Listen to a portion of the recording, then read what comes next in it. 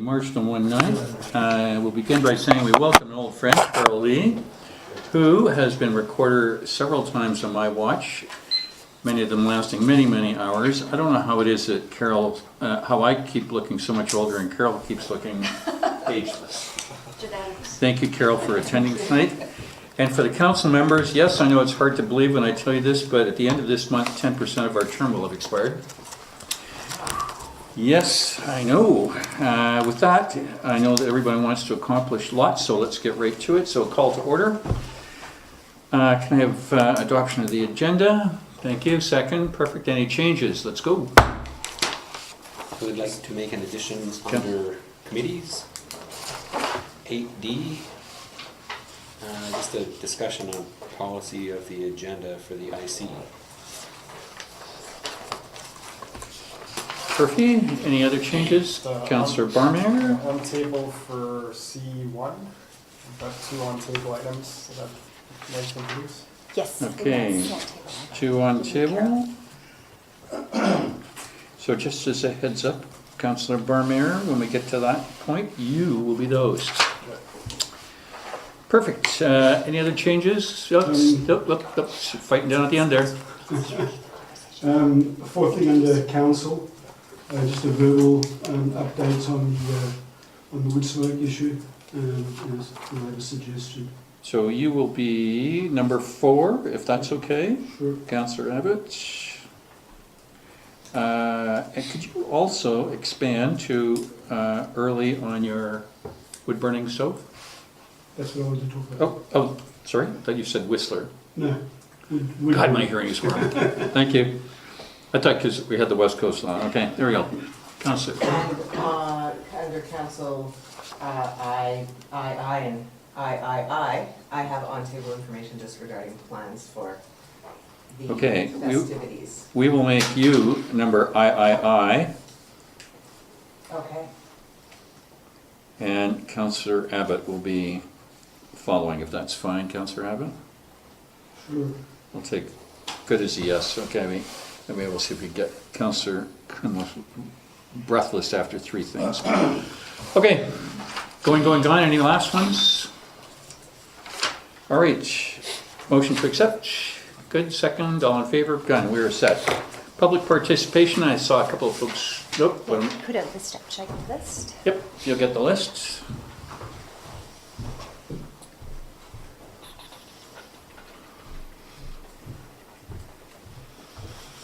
Thank you, and I'll give this to Carol, and it will go in order, 2 minutes. Mr. Cox, Mrs. Azordigan, and then Mr. Azordigan, and Mr. Sredsky, we have a space reserved for you. Thank you. Good evening. My name is Tony Cox from the Historical Society. And part of the monies that we realize from selling our booklets, we always give something back to the village. Now we notice at the far end of the hall here on the patio, there's just one very old picnic table.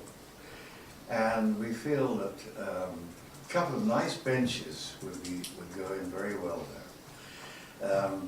You know, when there's a public do in the hall, people might want to go outside, they can go out. Or even when people are walking around the village, it's a place for them to sit. So before we purchase anything, we just like to pass it by you to get your blessing, if you like.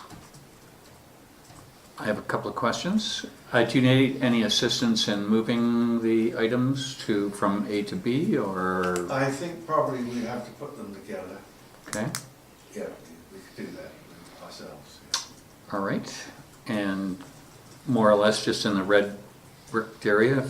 It's been dark the last time I was there. I think it's red bricked area. Yes. Randomly out there. Right. Okay. Councillors, any questions? Sounds good. All right. Well, it's a place for you all to sit down after. CFO? Yes. Thank you. CFO, Works Thanks. Manager, no questions? No, just what type? Well, we were looking at wooden ones right now, and we're also, but there's always the maintenance problem with wooden ones, like picnic table that's there now. So the townhouses, actually, they have two metal ones painted black, and they look very, very smart. So we were looking at those as well. So does it matter which? Just so that it's robust. Robust enough, Yeah. exactly. Yeah. They will be. Perfect. Good. Right, thank you very much. Thank you very much, Mr. Cox. Thanks for giving back, Jen. I think from memory, it's Mrs. Zordigan.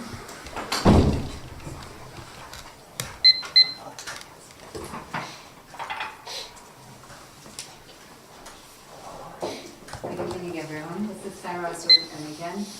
Just before I start with the new issue this week, I would like to understand, we come here recently, almost every other week, and I would like to know when we bring an issue to you, my perception was when the issue is brought to the council, council definitely prioritize those issues, and then in the following meetings, there's some sort of action taken in order to resolve those issues, or at least discussion of the prioritization. But when I looked at the agenda items, there's really nothing about anything that we discussed in the following meeting. So if you don't mind, if someone can just explain to me what is the process when we bring the issue to you? We take your time, we all take our time to come here to know what is the process of prioritizations, and how do we see that on the agenda so we know somebody's working on it.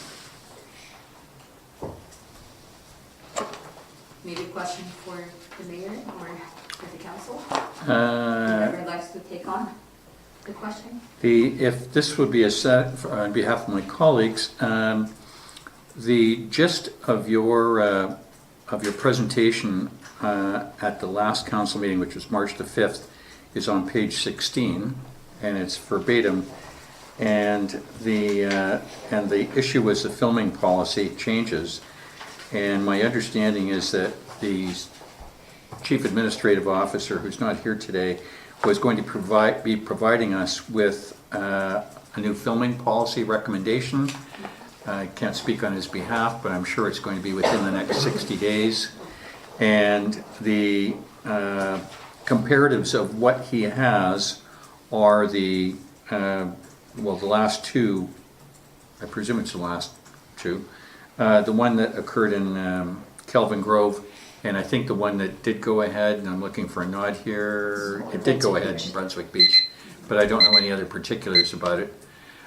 So we're waiting for his recommendation, as are you. Okay, so since that was the one question, just quickly, I know I'm out of time. My issue today is I wanted to ask if we can put, there was a lot of signs on the Lower Kelvin Grove where the parking lot is. Everything's gone, there's no sign. Those signs were a lot of work that we've done. We came to the previous councils and the mayors, and they created a lot of bylaws. It took us like literally 15 years to fight over certain issues that was resolved, and sign was created. Those signs were our bylaws. I don't know who took the sign off, so there was a lot of signs for, for parking hours, like, to open a certain time, 8 till 10, but right now a lot of people come late at night, from 11 at night till 3 in the morning. This happened last week, and honestly we cannot, and it wasn't even nice like today. So I'm afraid that, if those signs are not there for park hours, dog being leashed, there's nothing, like all the signs are gone, like nothing. There's like, we fight for the parking meters gone, where you can park is gone. I have no idea. It's like Lower Kelvin Grove become more like a place with no laws, no rules, no bylaws, no regulations. So my only ask for you is to, whatever bylaw was passed by previous, and the sign was, please put those signs back on, so there is some sort of regulations and compliance with those, within those regulations in the Lower Kelvin Grove. Would it be fair to, if I was to editorialize this, because this is something that I'm not sure on the parking. I wasn't sure whether we were going to get a parking update from the CAO or not, again within the next 60 days. But I've circled mine to make sure that when we see these minutes again, I'll if we haven't finished the business, I'll bring it forward as unfinished business. Especially for the parking Yep. hours, we even suggested to put the barriers that opens up and closes at a certain time of the night. That never happened. At least we were kind of hopeful that people comply with the sign. And there was also a towing company, it was the name of a towing company Yep. that would tow people to park there after hours, but all of those are gone. Good, and back to your first issue, Mrs. Zordigan, you must be reading my mind, because as I was writing my communication to the community for Friday's release, one of the items on it was the potential date for the film review to come forward to council, because I kind of run through the rest of the year. Thank you very much. Good, thank you. Mr. Zordigan, Good evening, and I'm sure that everybody is enjoying from the sun. Actually, I'm against of the sun because we cannot sleep. We can't have a time. We cannot open the windows even though, because there is so much noise and the people with the cannabis, they are coming and smoking. I don't know, maybe none of you just living in. you're not looking for a show of hands, are you? Pardon me? You're not looking for a show of hands, are you? Yeah. No, I'm sure. Except that all of us we smoke. By the way, the first thing that no one in Kelvin Grove and no one in Lions Bay knows better than me what happened, what's going on in parking lot. There was a committee, as a parking lot committee, that I was the member, and it has been, I don't know what happened to that. Maybe Mayor knows better than all of us. I would like to propose that to help CEO, whomever, council, mayor, for the proposal that come to your attention for any changes, anything you want. I want to be part of that, because this is the mission of any resident of Lions Bay, to help council and mayor for better result. I am the one who can help regarding the parking lot. I would like to ask you that please approve it, that I will be, maybe talk with Mr. Peter Dijon or anybody else that you are assigned. This is one of them. Second is that about the filming, actually, that as you make a, just, you said something about that. I heard that they are gathering from different committees or anywhere else in Vancouver about the park, about the filming, what's going on over there. But anywhere has a different situation. In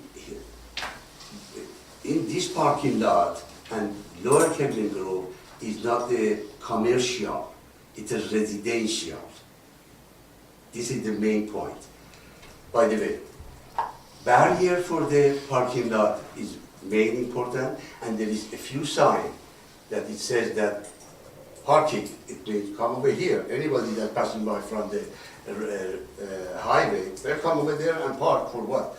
For the benefit of them, not the residents of the Lions Bay. We don't have any, believe it or not, we don't have any peace. Mm-hmm. And just, there is a noise. Yes, sir. 30 seconds. It's okay. I don't. I need that you please approve it. That I will be part of the proposal for the council and mayor for the parking lot. That would be a strong no, because I don't think we're ready to appoint anybody to do Because anything just yet. I wasn't part of the Okay. parking committee, and I know about that better than any of you. Simple. Lower Kelvin Grove parking lot. Yeah. We're all looking around, I don't think there is a committee, is there? No. There was. No, there was. There was. That was maybe. But right now, I don't know what happened with cancer, and because there is no signage, because they pick up the signage regarding the leash the dog, okay, it doesn't hurt anyone. Just don't park, urination, but they pick it up everything, because I don't know what happened. Okay, Mr. Zordigan, here's what Yes. here's what I'm going to propose for this one. I'm going to take your piece away on parking. It's not what we're all focused on right this second, and it's been a while since I personally refreshed myself on this topic. I'm going to I'll talk to him first. I'll talk to CAO Dion and see if we might get a little refresher course back at council and get some I want to feedback. just be part of that proposal for your attention. Thank you. Because We're going he doesn't know- to hold your offer. So Pardon me? we're going to hold your offer. Thank you. We might be No, only, but- I'll be jocular. We might be deputizing you later. I don't know. So thank you very much for your time. And thank you for your time, and don't forget, if I cannot sleep over there, maybe with the music, sound, whatsoever, at night, with enough time, I can ask them to come to your house and just do that to feel my pain. Thank you very much for Thank you. coming. Bye-bye. Mr. and Mrs. Sredsky, you're up in a second if you want to come up front. Thank you very much. And the both of you, if you're both speaking, are very soft speakers. I'm a little harder of hearing, so if you could... I oh, hang on. believe they're the public delegation, or? I believe they're the public delegation. Yes. Okay. So Yeah. was that next No, on the agenda? we're going to delegation. So if you could speak up, and I'm reminded to say that your questions are clear, but we may not be responding to them here tonight. We're actually not looking for a response today, yes. Thank you. In that sense. The reason we're We have to here, move on in the agenda, though. You haven't actually called public delegation. Oh, sorry. Sorry. If the public delegation could come forward. There you are standing here. Thank you very much. all right. Sorry, it's a formality. Sorry. Point being is that our family was abused by the administration of this village for a long time, 35 years, and this has to end. 35 years ago, council and administration sold their property to us. It wasn't a available property. In an extremely crude fashion, the property was created to sell, to make money without verifying any facts.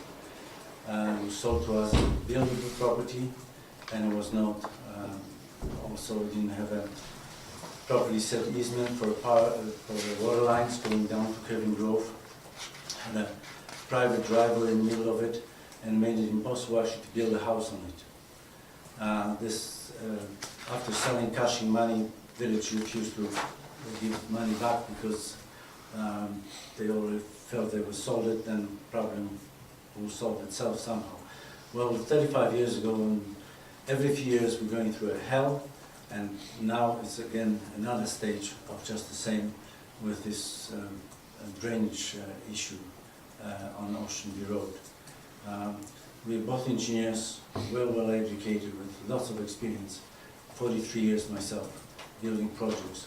So we're talking not only from a personal point of view, but actually a knowledge point of view.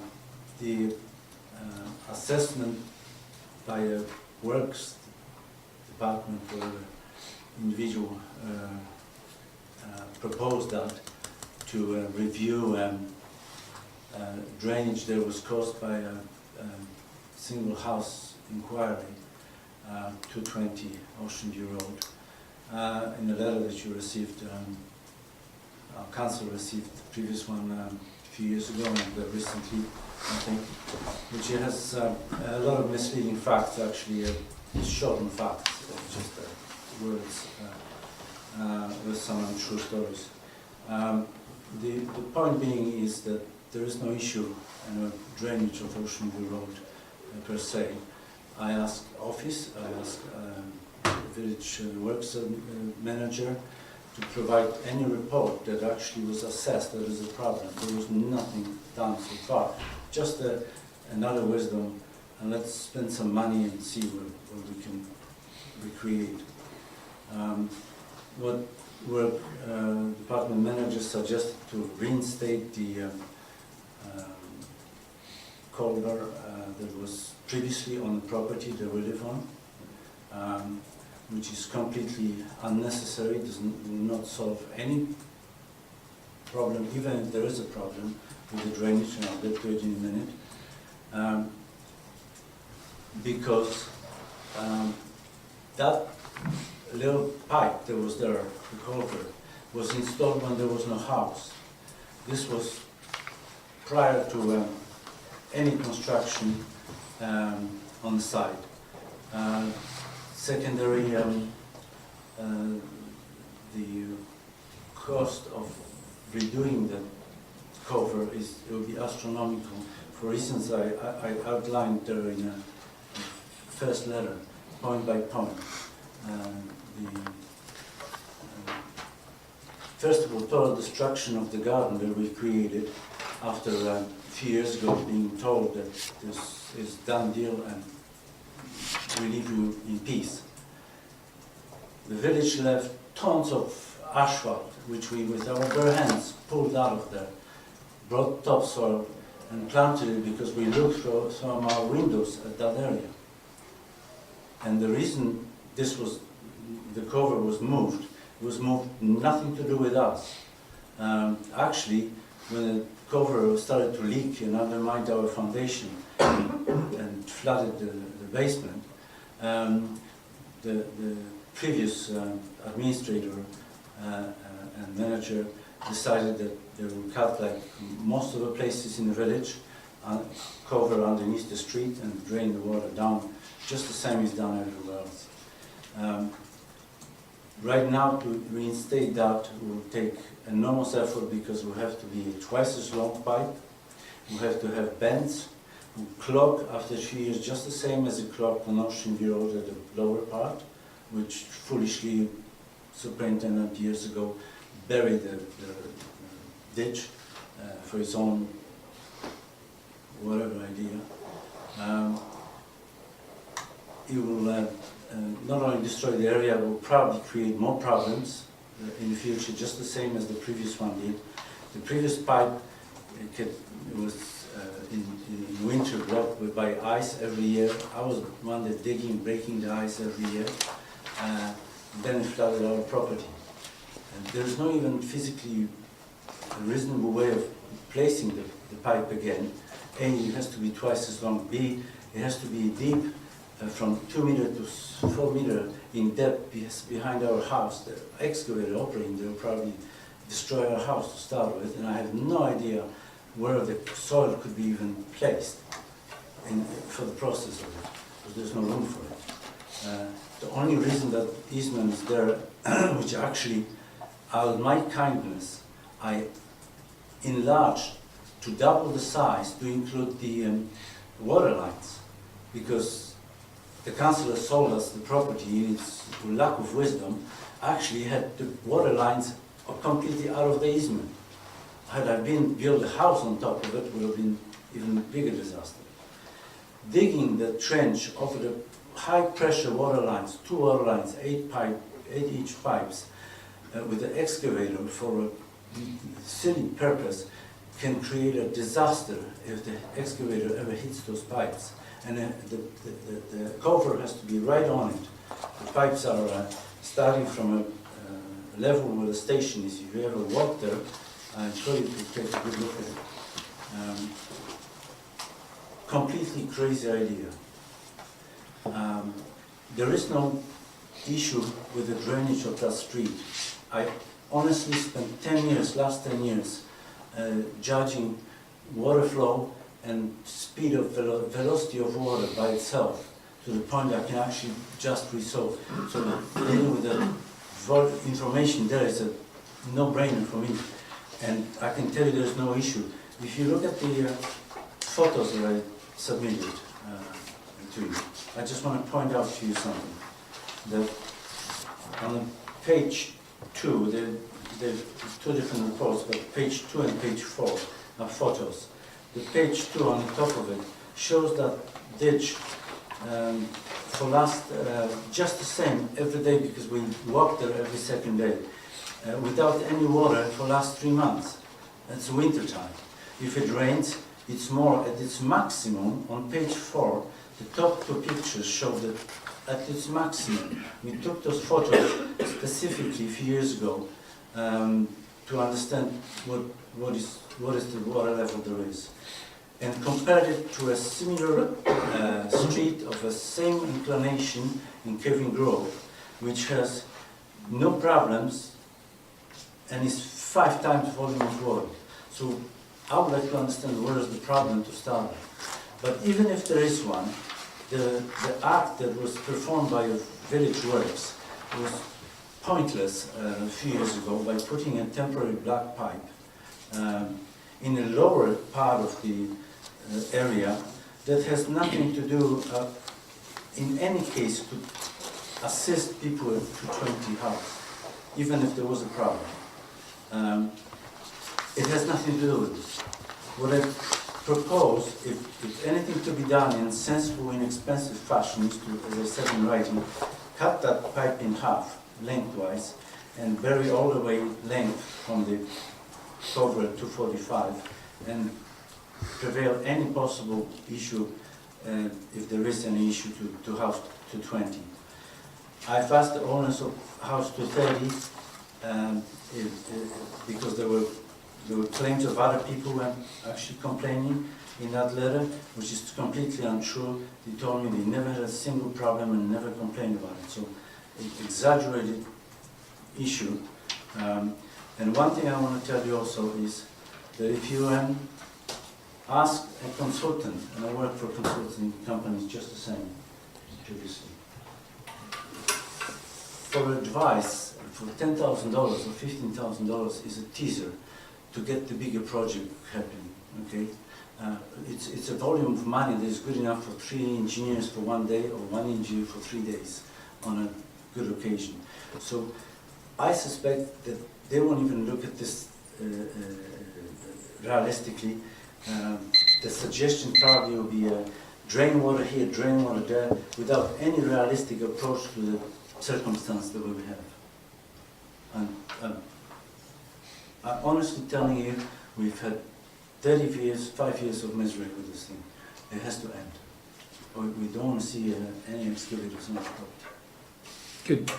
Thank you very much for your presentation. I want to explain that. Good. Thank you. Any questions? We don't have to answer right now. You have a process that you go through.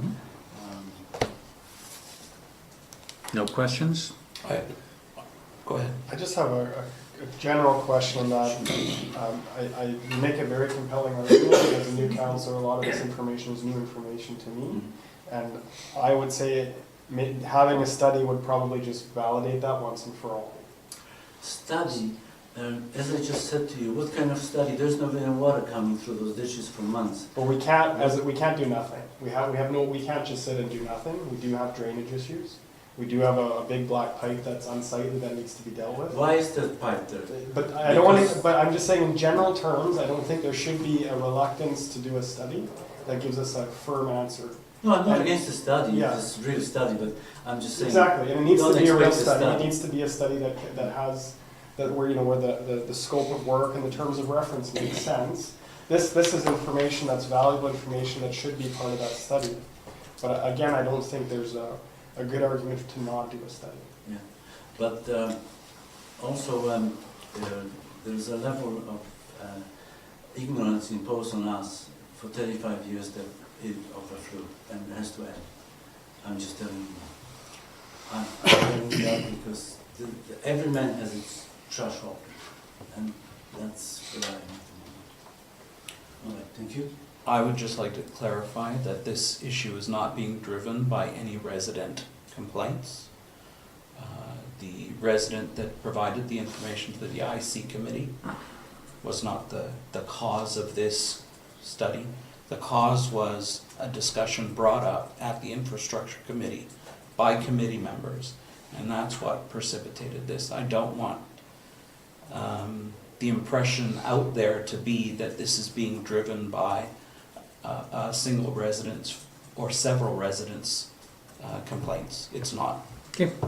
And who is the person that raised the question in committee? It's not a secret. So. It was a discussion that was had amongst the whole committee members about the drainage. Any discussion is caused by one expression. Who expressed that concern? Please? I don't see that it matters, Mr. Shretsky. The discussion was had. No, I would like to know what, because it didn't Well, grow I'd up like to out offer of a comment. I mean, as sky. being part of the committee, infrastructure committee, and seeing a big black pipe in the ditch begs questions. That's how that conversation started, because So- to me, it made no sense to have a big black pipe. So why don't ask somebody who has a good knowledge of the situation and an experience of looking at this? So you think the big black Ditch. pipe's a good idea? No, it's a There you go. ridiculous That's idea that Exactly. was thrown there for just to keep people. So at this point, it's a conversation, and it's, to do nothing, again, is imprudent. We can't do nothing. We can't just leave a big black pipe lying. So But I we cut give it you in half and Sure, I mean, see if that there works. has to be a technical more solution. I reasonable agree. solution for it for no money. They put this thing to bed for good. Yeah. And frankly, all the ditches in Lions Bay should be open ditches. Only culverts and the drivers should be closed. Anything else is a dumbest thing, period. Good. Period. Thank you very much for your presentation, and good evening.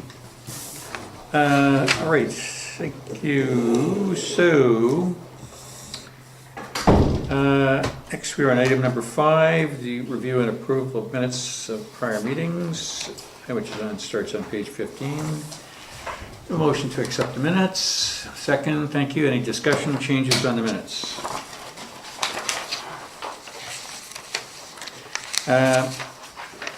I had one.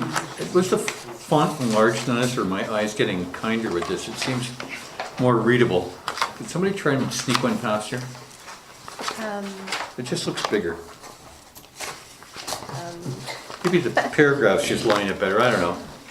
Don't think so. I don't want to sound petty here. There we go. Okay, I have nothing. Anybody? Motion to accept the minutes? Thank you. Second. All in favor? Done. We're accepted. Business arising from the minutes. Mrs. Azordigan has brought up one which will appear in my piece in the newsletter, which will come back to us, which is the film policy. So I'm sure she'd be happy with that since she already said yes. I have no other carry forwards. Anybody? Nope. Last chance. Councillor Abbott, you're looking? No? You're good? All right, there being no business arising from minutes other than what I've mentioned, we are on to unfinished business in the items and the substitute batter. It was March 5th, and I believe the meeting occurred. I'm not sure what the follow-up was. I think maybe it was just resolution of the arrangements, and the meeting did occur last Friday, Good. 2 Fridays ago. We are a strike, thank you. And then, which brings us to item B, which is, just to quickly editorialize, this would be the West Coast Environmental Law presentation, and then I see there's a letter in the package. As I see it, the issues, I put this item on the agenda just for discussion. The opportunities are either A, write the letter to the oil companies, B, do the provincial thing, C, do nothing, or D, if somebody else has a different idea.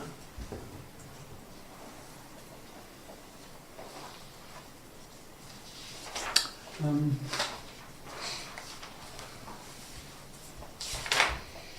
this relates to a delegation. The provincial thing. I think the primary ask was for the municipality to go to the larger oil companies, as I recall.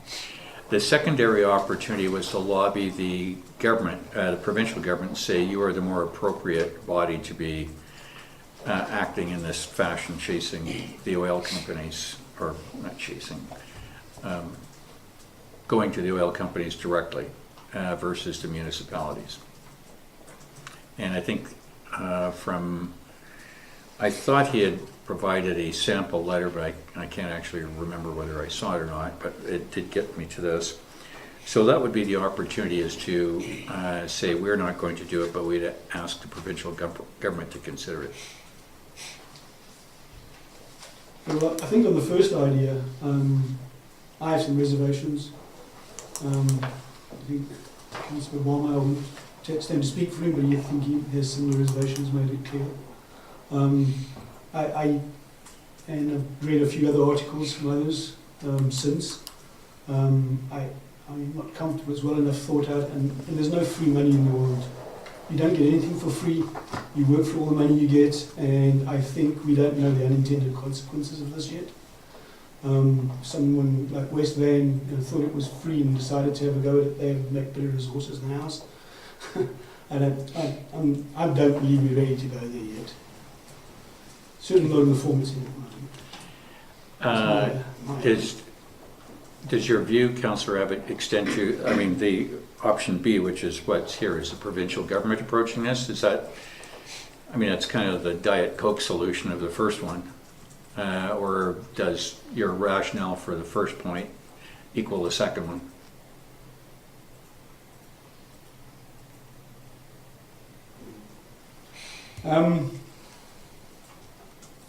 Are we suggesting others have gone to the provincial government already? Is that what? I'm trying to understand. I don't remember that with clarity what the ask was, to be honest.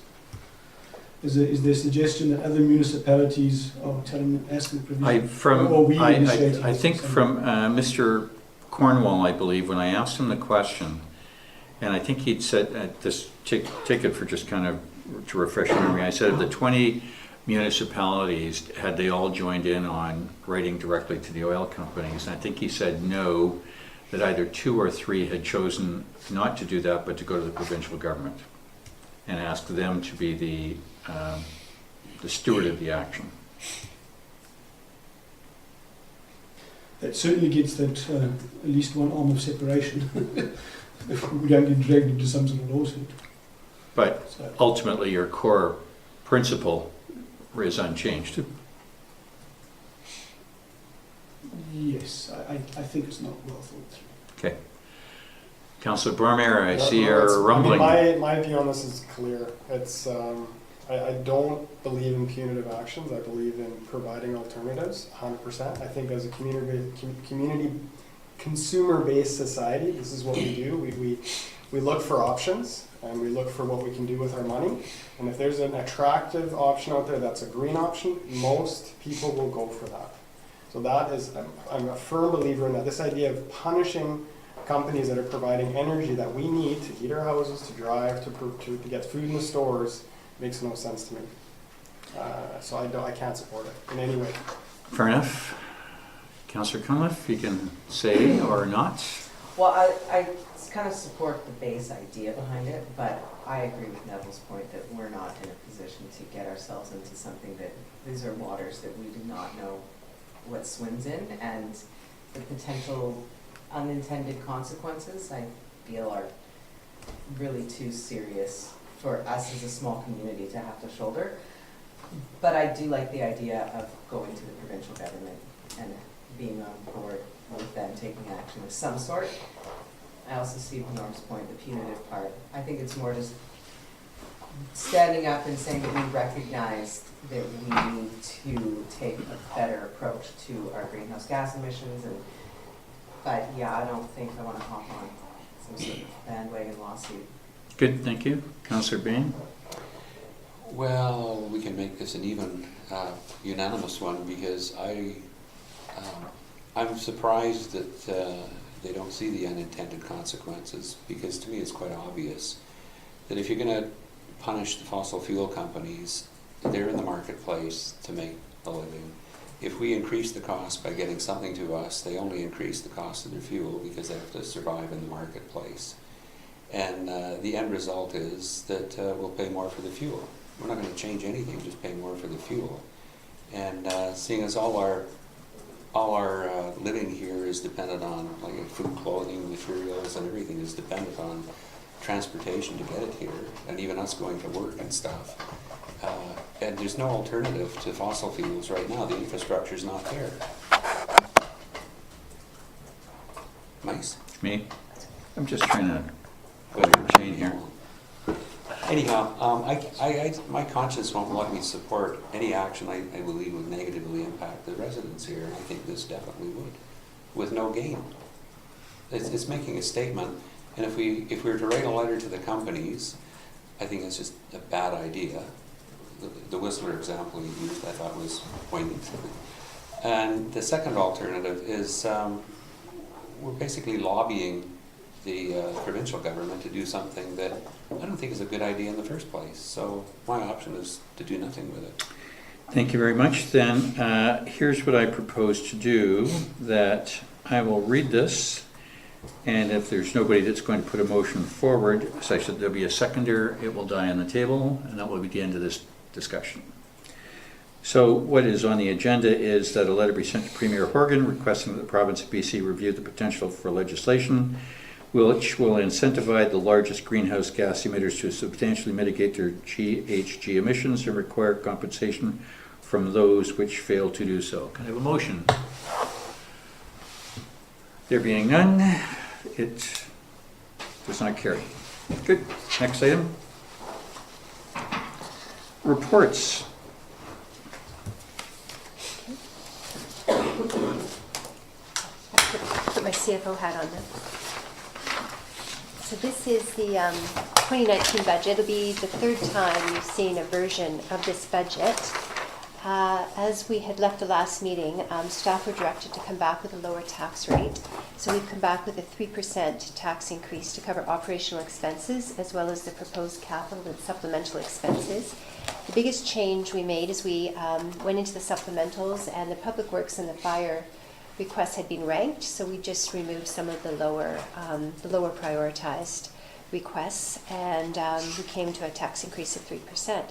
So this is basically sort of one more opportunity to review and discuss the budget if you have any questions. And then the plan is at the next meeting, I will bring back the 5-year plan, so it's 2019 to 2023, in a report for review and discussion, and then at the same meeting it will go to first and second reading. Because the budget has to be adopted by May 15th to meet statutory requirements of the community charter. So it's very similar to the budget you saw last week. Like I say, the biggest difference was in the supplementals. We removed some of the lower priority requests from Public Works and Fire, and we moved enough money so that there is now a tax increase of 3% for operational and capital in this budget for 2019. So if you want to go around the table, see if there's any questions. Or Well, since you've opened the door, CFO Ruck, I would open for discussion, and then I have some motions after discussion.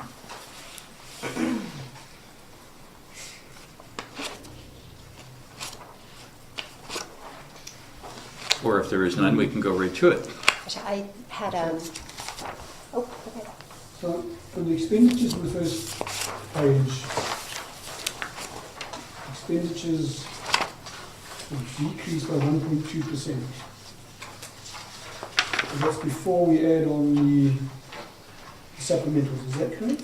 Well, the operational supplementals are in this budget. It's just the capital is a separate line. So down below we have the capital expenditures from the general fund of $265,000, but any expenditures that were considered operational in nature, like non-capital, have been put into the expenses. Okay, so the 3% increase that we're asking for makes this net zero. That's right, because I'm required to have a budget with zero. We can budget to transfer to reserves, but you cannot budget for a deficit. Okay. But the 3% doesn't, there's no contingency somewhere where you buffer. It's exactly what you had previously on those rankings. The difference between, yes, we had the rankings, so some of those got cut. So basically the capital and some of the operational requests were cut. For example, the police officer of $40,000 didn't make it into the budget. And now the taxation number now includes the 3% increase. So basically this would form the 2019 year of the 5-year financial plan, if there are no more changes. Okay. So So I just wanted to mention one other thing. So the process would be, as I discussed, we would have first and second reading at the next meeting, because I actually have to have a budget for 5 years, but we're only sort of locked into the 2019 year. That becomes our operating budget, and that what legally allows us to spend that money in 2019. The purpose of the 5-year plan is really more for long-range planning. So although I'll have a 2020 column in the 5-year plan, next year we will do a 2020 budget.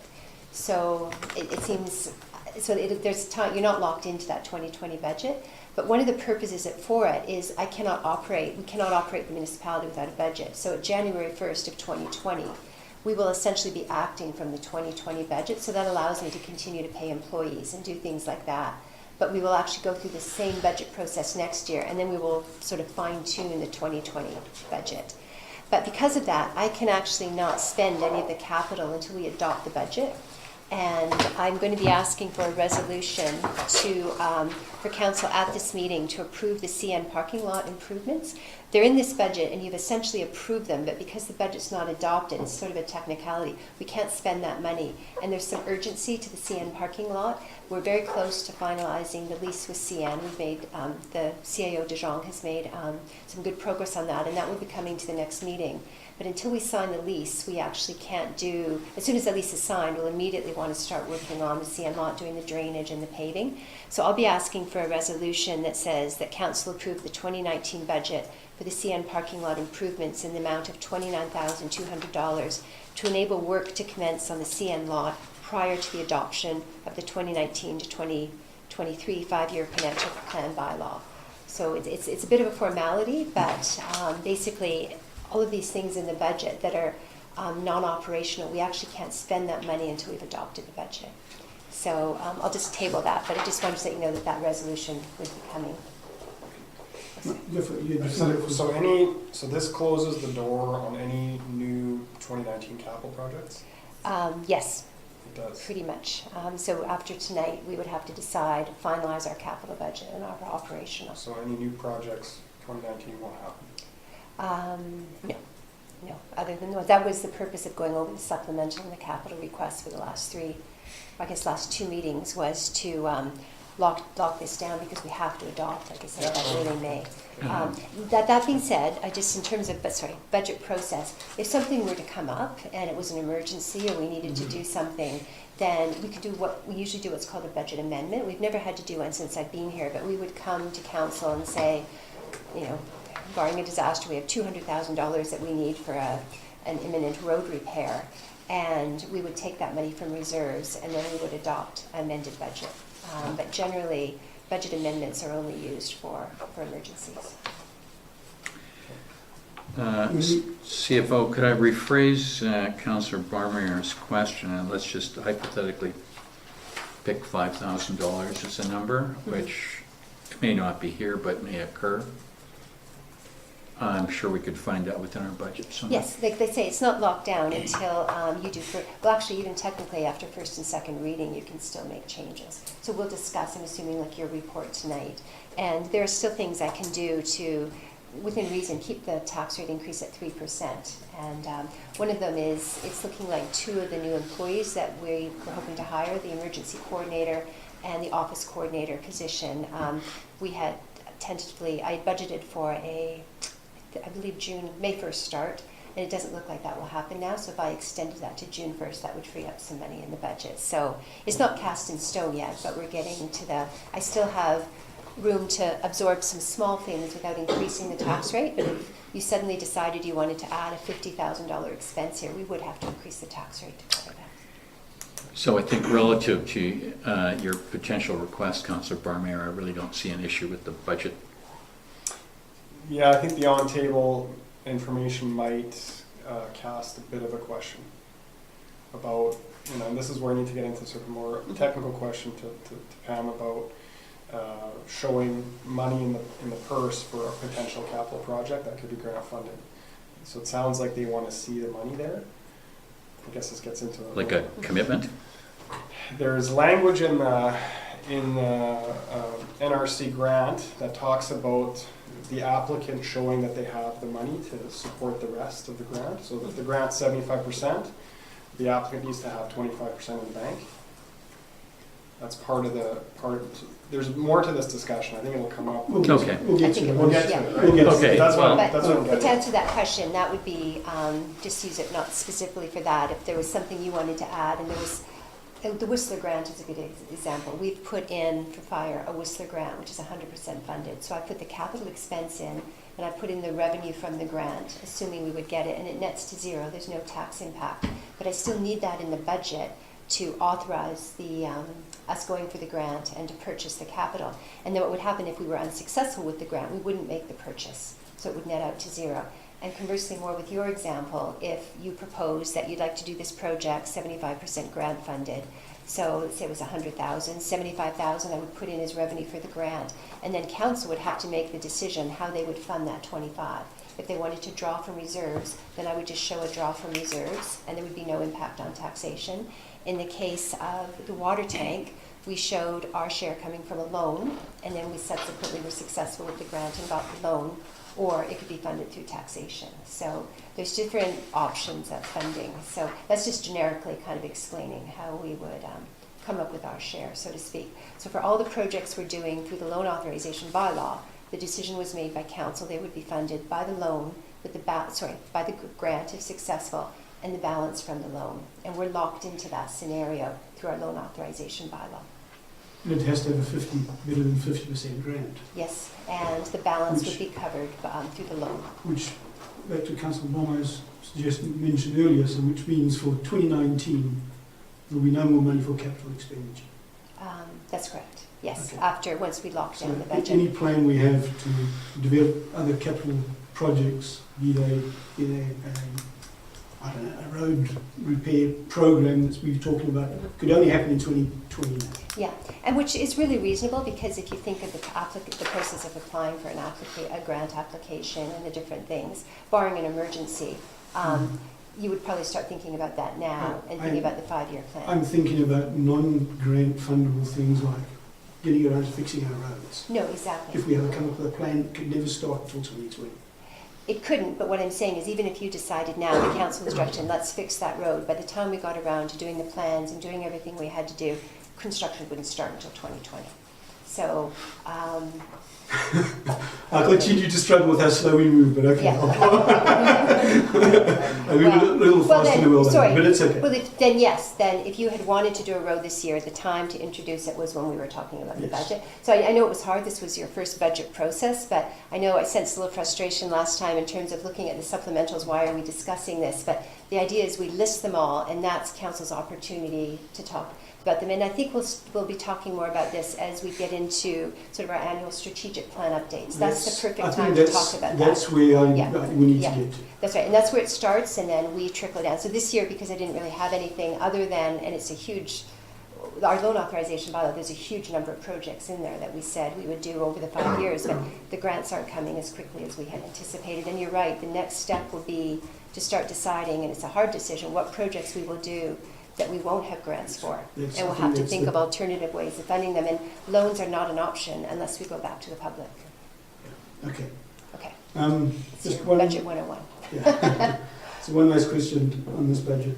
So when we started the process, it was talking about, do we have special meetings and how we're going about it, and I've kind of cast my mind back and looked at some previous councils and how it was done, and there was in previous councils they did have special meetings and did this a little, maybe more thoroughly, maybe not, maybe we've done it just as thoroughly here. I'm not sure that we have. I'm comfortable we've done what we need to do, but it brings to mind the public presentation of this.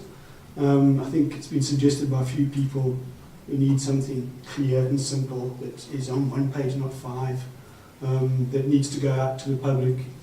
Maybe there needs to be an opportunity, and maybe that has to be presented in the meeting if we think people want to come talk about it and challenge us on it. I think that step for me is missing, and I know we've got between now and May 15th. So Actually, we don't. We would only have a few weeks. So I didn't mean to interrupt you. I can tell you, we are required by the community charter to have public participation, but it's very vague on how it's designed and or defined. Sorry. And coming from West Vancouver, the budget goes basically to council and is done. And they do have some public meetings about what people would like to see in the budget, but I actually feel we do a really good job of public presentation here, in that the detailed budget is brought to every council meeting. It's published on the website, and I have had public meetings for my first 2 years here, and no one showed up. We advertise them everywhere, and I struggle with that too, the best way, but I do find that's the advantage of a small municipality. At larger municipalities, even at the West Vancouver size, which isn't that big, this would never come to a council meeting. It would never really be put online. They just do kind of a generic budget book.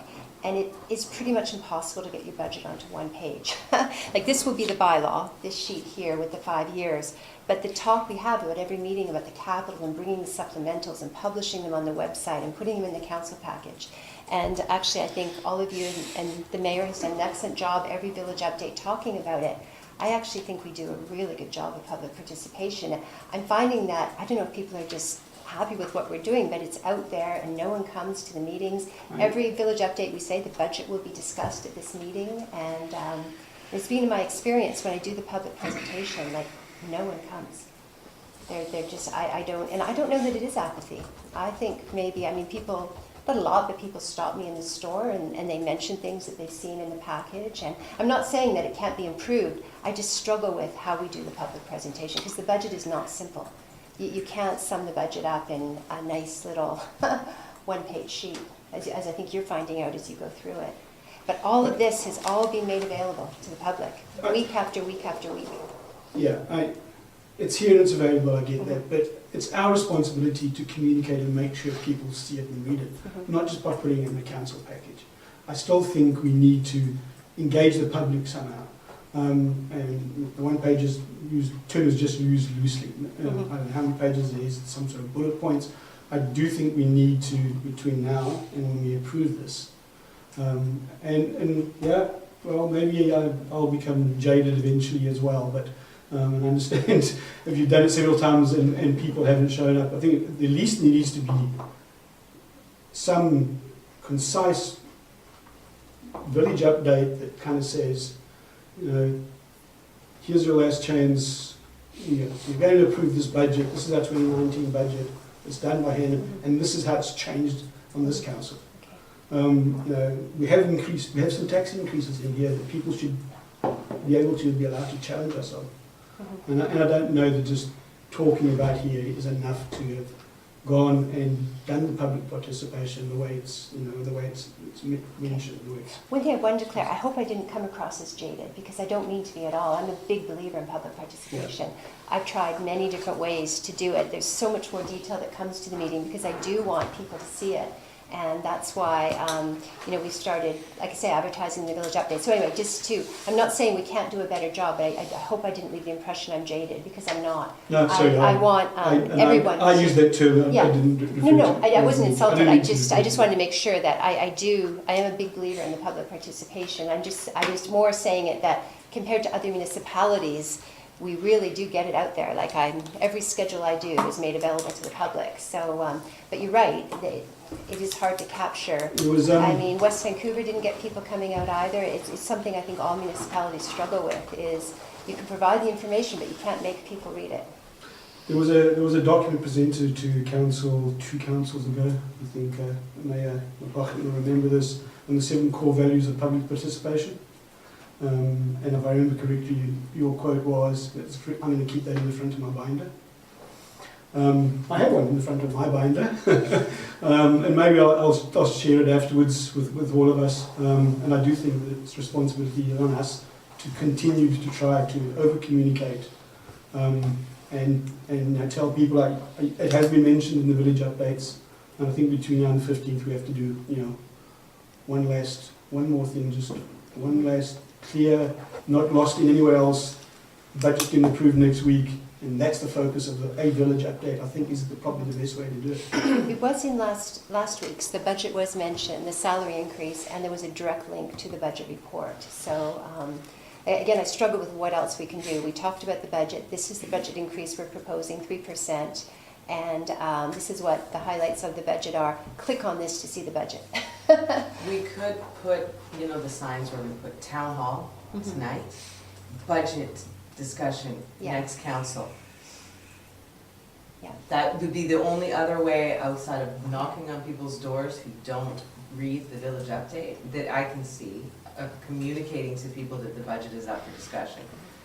The only reason I cringe is those signs are hard to Make. change and make. Yeah, we have to take them out. Yeah, it's hard to get something that big printed Okay. quickly.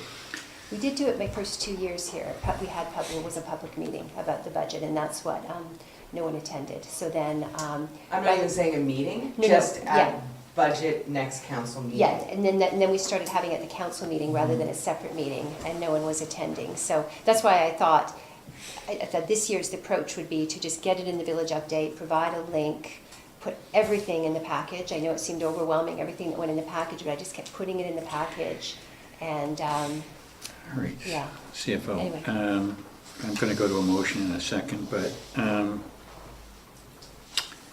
to council, to everybody's point on this one, and I think there's nothing wrong with over communicating this. And I think certainly in the mayor's messages for the last 3 times I've written, I boiled the budget down into the plainest school grade. Here's the numbers, here's where it is, here's the link. And I'll forever owe Councillor Abbott an apology for believing in how many hits are on a link meaning something. But I think the first time I made reference to the budget, there was 20 hits. This last time I wrote, which was 10 days ago, there was 10 hits to the budget.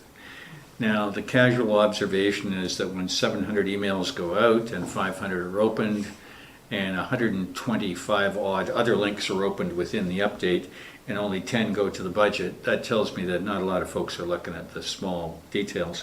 Although one person did mention when they were calling me on your Woodstoke stuff that they were one of those 10. So I get the whole point, and my piece on Friday is to the final piece of the budget. And I'm listening to this. I will reach out and I'll work this with the CFO. That if somebody would like to have a one-on-one session or something like that in advance of the thing, we'll offer it. I too have been to the public meetings to go over the 5-year plan and have had to chase the person who arrived 2 minutes later in the parking lot to be the sole person to come. So, it doesn't matter whether 1 came or 10 came. We should be making a strong effort for this. So I'll continue with my article, which is coming out, which will be virtually the last one. The CFO, you can scratch your head on how you're going to dazzle the community with putting 5 pages onto 1, but we're going to leave that one with you. So I think on this one, I think we're all in agreement that we should keep pounding the drum until the final reading is done. And if we go old school and keep doing the public meeting and nobody comes, well, that's fine. I'm really fine with that. If there's no more discussion on the actual nits of the budget, I'd like to go to a 3-part motion, and Carol, I'm going to hand it to you so you don't have to type crazily here. So after that, I'd like to, I'm putting forward the motion, I'd like a second, then we'll go to discussion, and then we'll see where it goes. So the motion is, and the first part is, the attached budget, which includes a 3% tax increase to cover operational expenses as well as a proposed capital and supplemental expenses as provided by the CFO, is accepted. The second piece of this, the 2019 budget will be brought back to the April 2nd council meeting as part of the 2019-23 5-year financial plan, which will be presented for review and discussion, and the bylaw will be presented for first and second reading. The tax increase will be 13%, represented by 3% to cover operational expenses as well as minor capital and supplemental expenses, and 10% to be segregated into an infrastructure reserve fund. Number 3, that the 5-year financial plan presentation to be presented for discussion will show a 13% compounded tax increase for the years of the budget. Can I have a seconder?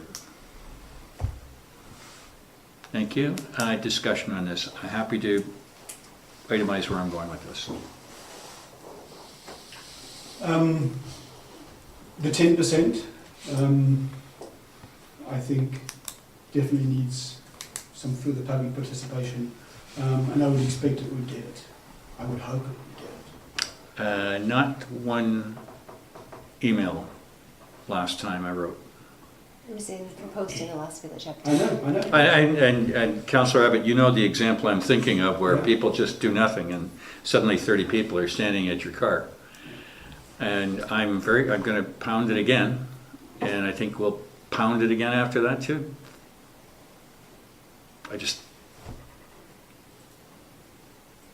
Okay, so if we create this 10% fund now, this infrastructure fund, do we have an understanding of what we're going to use it for? Because I think we should all have that clear in our mind if we are going to vote on the 10%.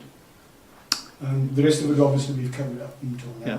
My sense on this is that this is probably along the lines of, I may have talked to the CFO about this before. When we went to the community for the borrowing resolution, it probably qualified what we were going to spend the borrowed money on. I kind of see something like that, that it's not to, I really hadn't really thought about it for like the beach park, which is somewhat discretionary. I'm thinking of more tier 1 type projects. That's a kind of poor definition, but that's my thinking. So this is going to give us 80k a year. What are the numbers again? 1.8 thousand. I can't remember. No, it's It's 145,000. 145,000. And if you compound that, just to, the 3% is just, that's statutory, we need that. But part of the deal here is that if you were, and this is part of the compounding, it's a particularly dull meeting this afternoon where I actually did the compounding, I can tell you what the number is. So based on our existing tax, the gross tax, the 10% would be about $145,000. That's what would go into the segregated reserve. And if you did it being year number 2, which would be 13% of that, and you just keep doing it, it actually ends up that after 4 years, if you had compounded it, it would be about $700,000. And just in terms of the reserve, I would recommend it. We have a restricted capital reserve now, and we haven't made contributions to it for a while. The money goes into there, and it is restricted just for capital, but I would actually recommend not defining it that well other than capital, because we don't have a lot of money, and we'll do our best with each 5-year capital plan we do, and with the asset management plan, prioritizing our assets. But every year, when council does their budget, they'll know that money's there, and can use it if they want, but we wouldn't make the decision now on what to use it on, because you just can't do that. You may say, right now, Road 1 is our priority, and in 2 years, Road 4 is a priority. But if you've locked it into a restricted reserve for Road 1, it's actually very hard to get that money out without repealing the bylaw. So I actually recommend it going into a general restricted reserve. It has to be used for capital. But council makes that decision on an ongoing basis of what the priorities are, because the reality is they are going to change. Let's face it, the sewer wastewater treatment plant suddenly became a bit more of a priority than we thought it was even 6 months ago. And that can change. Like right now we're saying Bayview is our priority in terms of the roads. We're working towards that. The next grant we would hopefully get for Bayview, but that could change. So I don't know if the public works manager So has just go ahead. per your piece here, the motion was segregated in an infrastructure reserve fund. So that's Yes. generic enough to Yes. fit your bill. Yes. Okay. To just reassure the public it's going into a reserve just for capital. But I don't think there's a necessity to necessarily strictly define what the priority of the projects will be. I think that's, as we say, the asset management is a living document. We update the condition regularly. Our priorities will change regularly too. And when it comes time to spend it, we would spend it on what council identified as the top priority at that time. I like where you're going with this. The only thing I would have a concern about is interpretation. Like, I like the idea of a restricted infrastructure fund or reserve.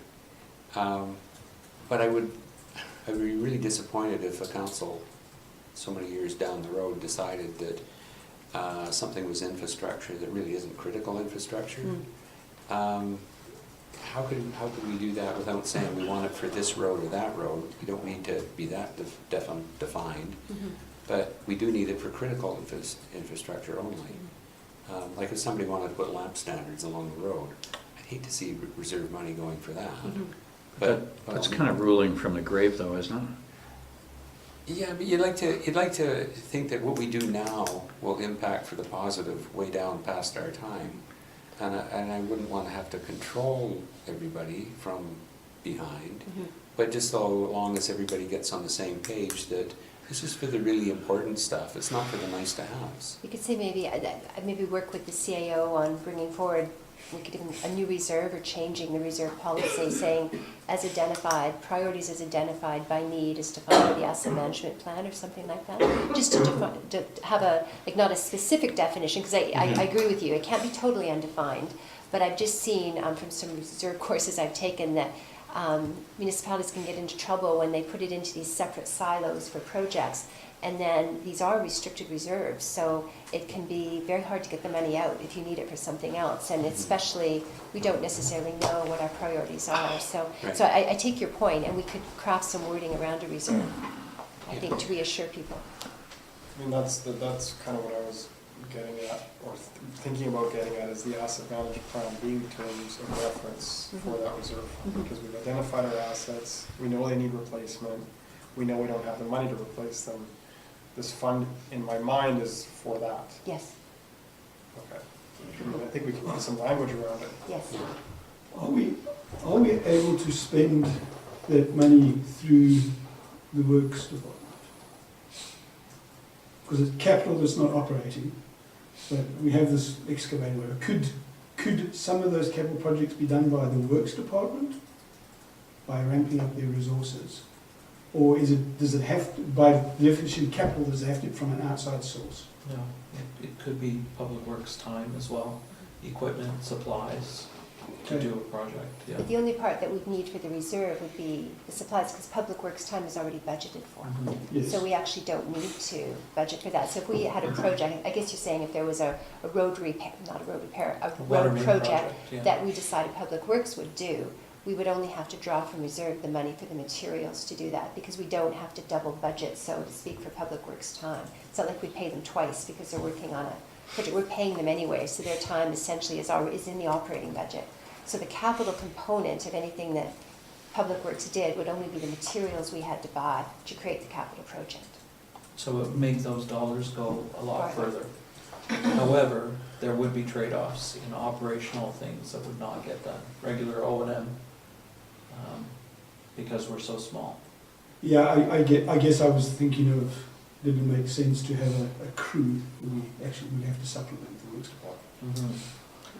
But see it as capital expenditure, not as Having- operating. Yeah, no, it wouldn't be a capital expenditure. I've got 25 years' experience in West Van, running utilities crews, installing water mains, sewer mains, pump stations.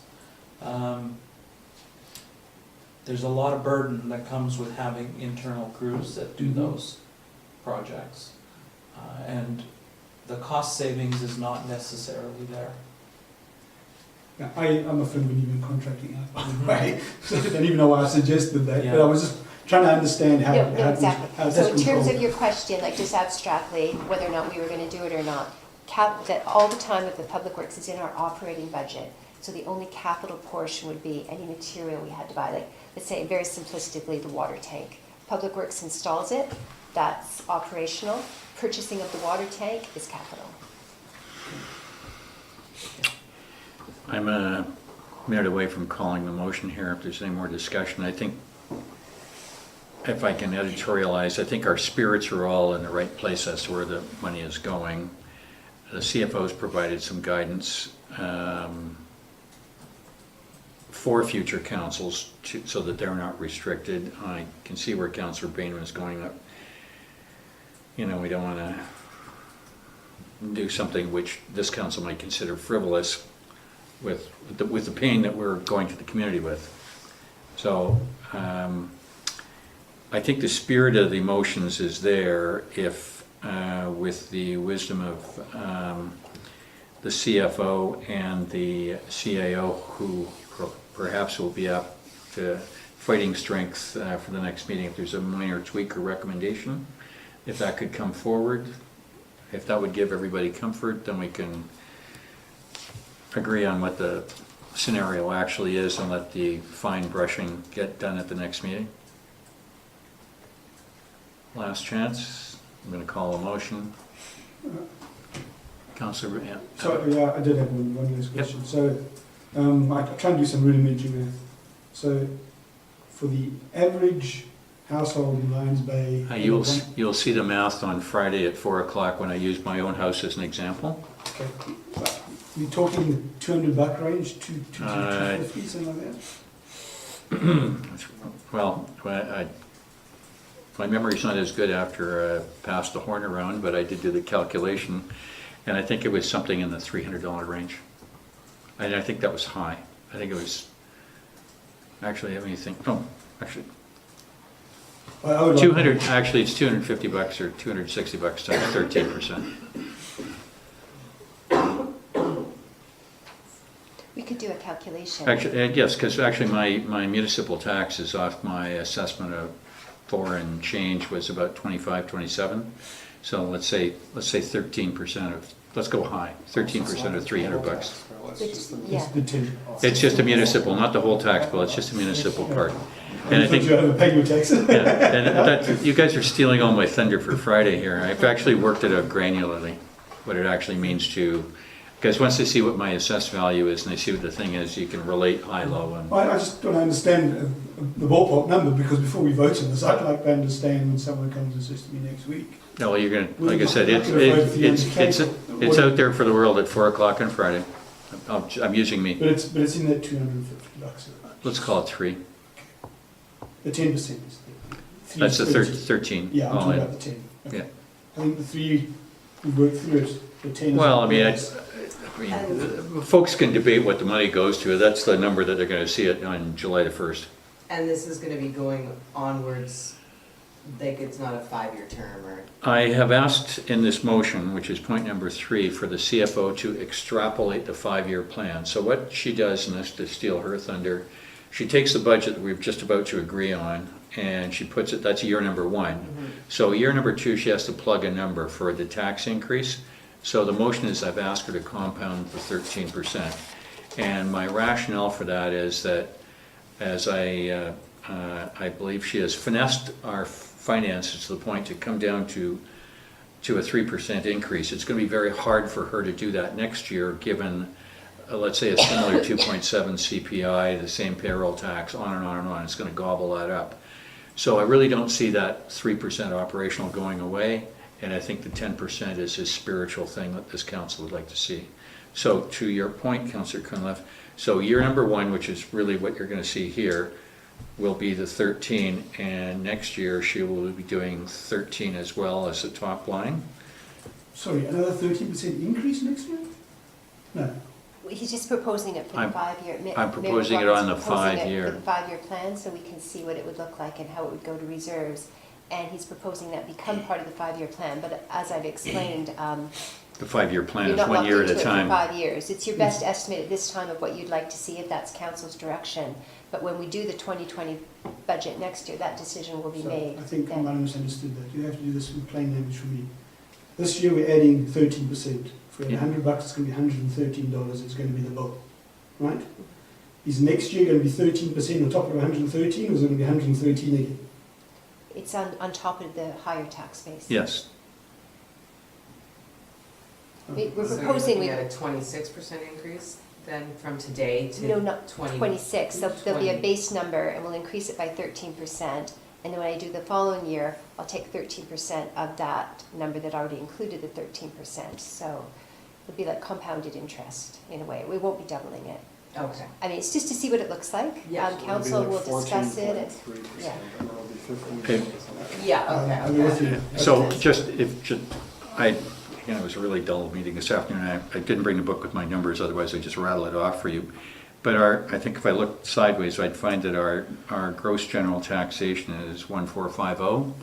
So the 10% equals 145,000. So if you add 145 to 1,450, it comes to, let's call it 1.6. So instead of 145 being the 10%, it'd be 160. So it's, I'm sorry to pull the wool over your eyes with numbers, but it's not that massive. Yeah, no. It's- Pictorially, compounding 13% requires some nerve. But that's my motion. Again, this is, when we go, and I'll call on my own self here in a second, I'm putting the motions forward. If you reflect on it, it's first and second reading next time out. So that would be the time to look at the package, think it through, run your own numbers, and ask questions again. Okay. Might seem like we're on the side, but it isn't. I'm still trying to think about this, and I'm thinking of some of the demographics in the village. Do we have any idea about how many people in the village actually defer their taxes? And how does that, who actually pays for that? Do I pay that out of my income tax? No. How it's paid for, I should have checked that number before I came, but it's high. It's almost 50% of the village defer their taxes. So how, 50%? yeah, so how that works, if I could take a little sidebar. and Well, educate that you means by that deferring your 50% of the taxes. village is over 55. Or have maybe children not quite under that. 18. Well, Maybe it's Not 45. everyone over 55 chooses to do Yeah, it. 55. So how it would work, and we try to really get communication out there, if you defer your taxes, it's still like paying it, so you still have to defer them by the deadline. So if someone comes in, they've deferred their taxes, there's a form they fill out, I have to authorize it as the CFO, and then we submit it to the province, and we do not pay them money. It's essentially the province is loaning them the money. So they're getting better at approving them. We used to not get our money until about December, and now we're seeing it in August, September. But all those forms get sent to the provincial government, they approve them. Not all of them get approved, and that can be painful, because if they're not approved, then they've technically paid their taxes late. So if they filled out the form wrong, so there's a 10% penalty. But what will happen is, once they're approved, the province pays us, and the taxpayer owes the province. Yeah, so I am paying. I Yes, pay so the you do not province pay it. So the only impact it has on us is it has a bit of a cash flow impact, because so many people defer here. So people come in, we don't get all our money at July 14th. We get a big chunk of our money, we get in August And can you defer September. everything? You can only defer the property, yes, you can defer the whole property tax, and you can defer parcel taxes. But, sorry, go ahead. So this wouldn't affect 50% of the village until some point later in their estate kicks in Yes, or whatever. yes. Yes. That's right. And there is an opportunity if people look at it, and I'm not making lightly, it's a hard decision to defer your taxes, because you do have to eventually pay them. But it is an option for people if, they feel the tax rate's getting too Yeah, high. I'm or very aware of they, the large portion of the village live on a fixed income, and Yeah. we keep adding costs to them. I'm trying to Right. put myself in their shoes. I'm not one That's of right. those. But, okay. And the only other criteria with deferring, and it can become an issue with some taxpayers, and we help them, to really, I think, do a good job of educating people. You can only defer your taxes if they're current. So let's say you weren't able to pay all of last year's taxes and they slipped into arrears. You have to pay all the arrears before the due date and then defer your taxes, so only the current portion. But once you get on that deferral track, then it's just a matter of remembering to defer them every year.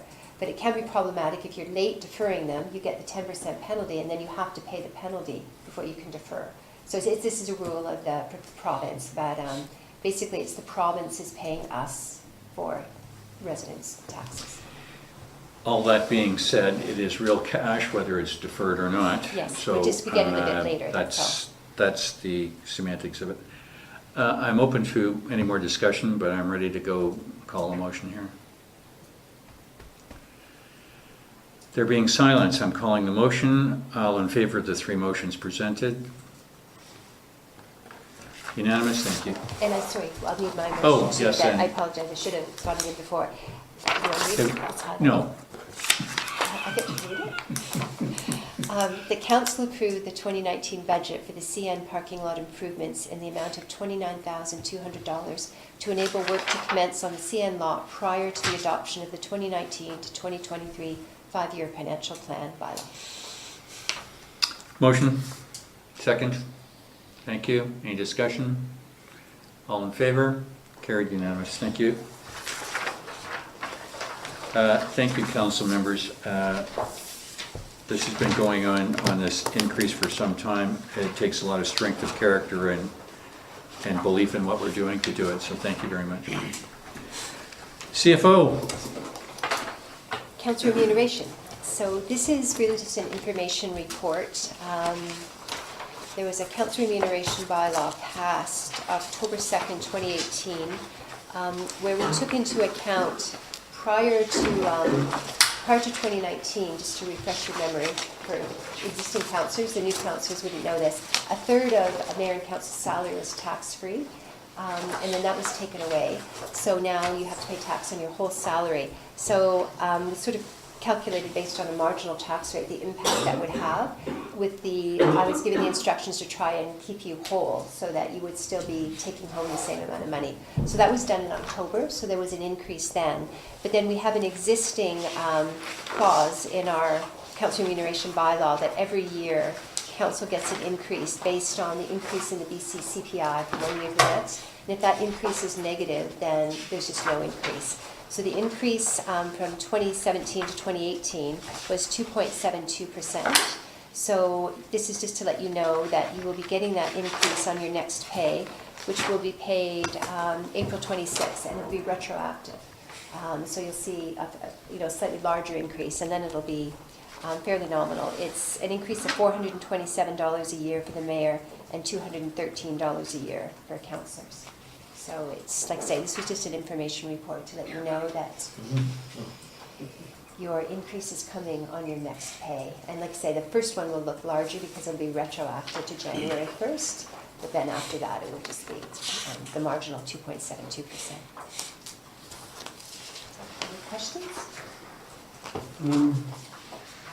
So every year there's an increase based on the CPI. CPI. That's right. And let's say if CPI goes down, then the bylaw just says there'll be no increase in that year. Okay. And this has been going for the last couple of years, right?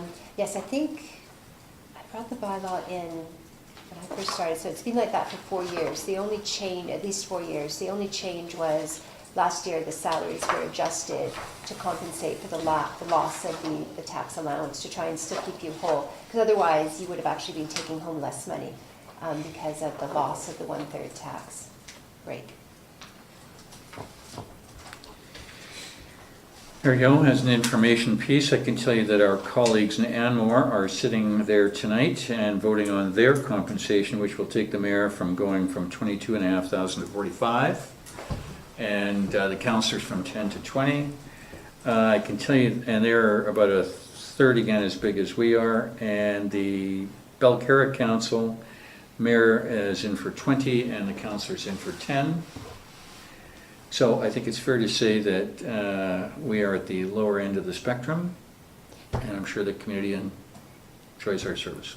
And that was confirmed by I belong to the GFOA, Government Finance Officers of BC, and they did a survey and they just released the results. And for communities, they grouped it into communities with a population of less than 5,000, and you are one of the lower ones. So that's actually just to say that you look at this, but even though you got the big increase, you're well within the range of the average or slightly below average of what mayor and councillors are paid in small municipalities. For many years it was a volunteer thing. I think the first 20 years, Yeah. Councillor Abbott, I think it was,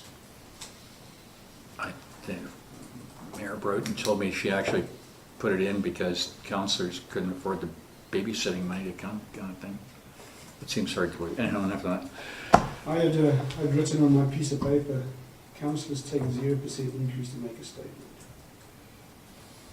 You would have to change the bylaw to do that because it's dictated by bylaw. Okay, so I won't waste my time with that resolution form. All right. I have a motion to receive the information. Thank you. Second. All in favor? Yes, good. CAO acting. Sorry, I'm just making a note. Yes, this is Mr. DeJong's report. Sorry, I'm on the wrong page. I almost presented your report. Parking permit options. So as part of the property taxes, as you would know from residents, when you get your property tax bill, you also get your parking permits. So now's around the time we have to order them.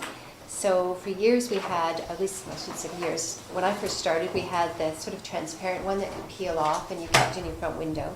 And then last year, because of decisions made with the parking plan, the decision was made to have a parking path that was not transferable. So you affixed it to your left rear view window. And as demonstrated in the report, we didn't get too much negative feedback from them, but we were finding with the cold weather, people were coming in, they were actually falling off in the cold weather. So we would just get another one as replacement.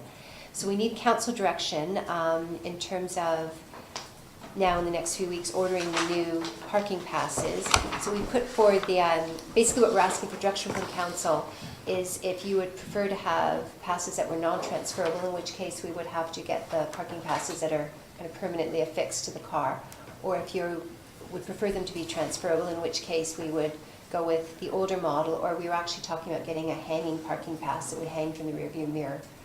And then it could be transferred. I mean, it wouldn't put any more cars on the road because if someone shared it with, visiting family or, children, then the children would park on the road, but it wouldn't put any more cars on the road because there's still only one pass. So staff were just looking for direction in terms of what type of pass to order. I don't disagree, we wouldn't put more cars on the road, by the way, because what people do is, if it's stuck on their car, they park in their driveway. But if it's loose, they give it to the kids and there's an extra car on the road. Okay, That's exactly how it happens. Yeah, And then the people that park in the garage don't have a parking pass, Right. but the rest of the family does. Okay. So it does increase. Okay, well, that's a good point. But the parking pass is for the roads, it's not for your driveway. I know that. But once Just clarifying, because I can put 7 cars in my driveway, and I don't need a pass for any, not one of them. Absolutely. But Right. if you, But as a resident, if I have 2 passes, I'm allowed to put 2 cars on the street, whether they're mine, and I have that right, because I'm paying taxes, so I have the right to put 2 cars on the street. That's my understanding from having parking permits. It's not so that I can put my car. in the Cars, driveway. yes, chickens, no. Chickens, no. Okay, bees, no. Horses. Just clarify, because I. Good. I, All right. So on this one, if I can just lead for a second, because it's on page 50 of 92, it's the bottom paragraph. We've been asked for one ruling on this one, and staff have carefully sidestepped this one and not made a recommendation. Who wrote this report anyhow? Oh, okay, let's blame him for that. I can tell you in the past, and I can almost feel my ears ringing on this topic, that the objective with this sticky, non-removable thing is, one was for the bylaw officer, because now he's not looking around inside the car.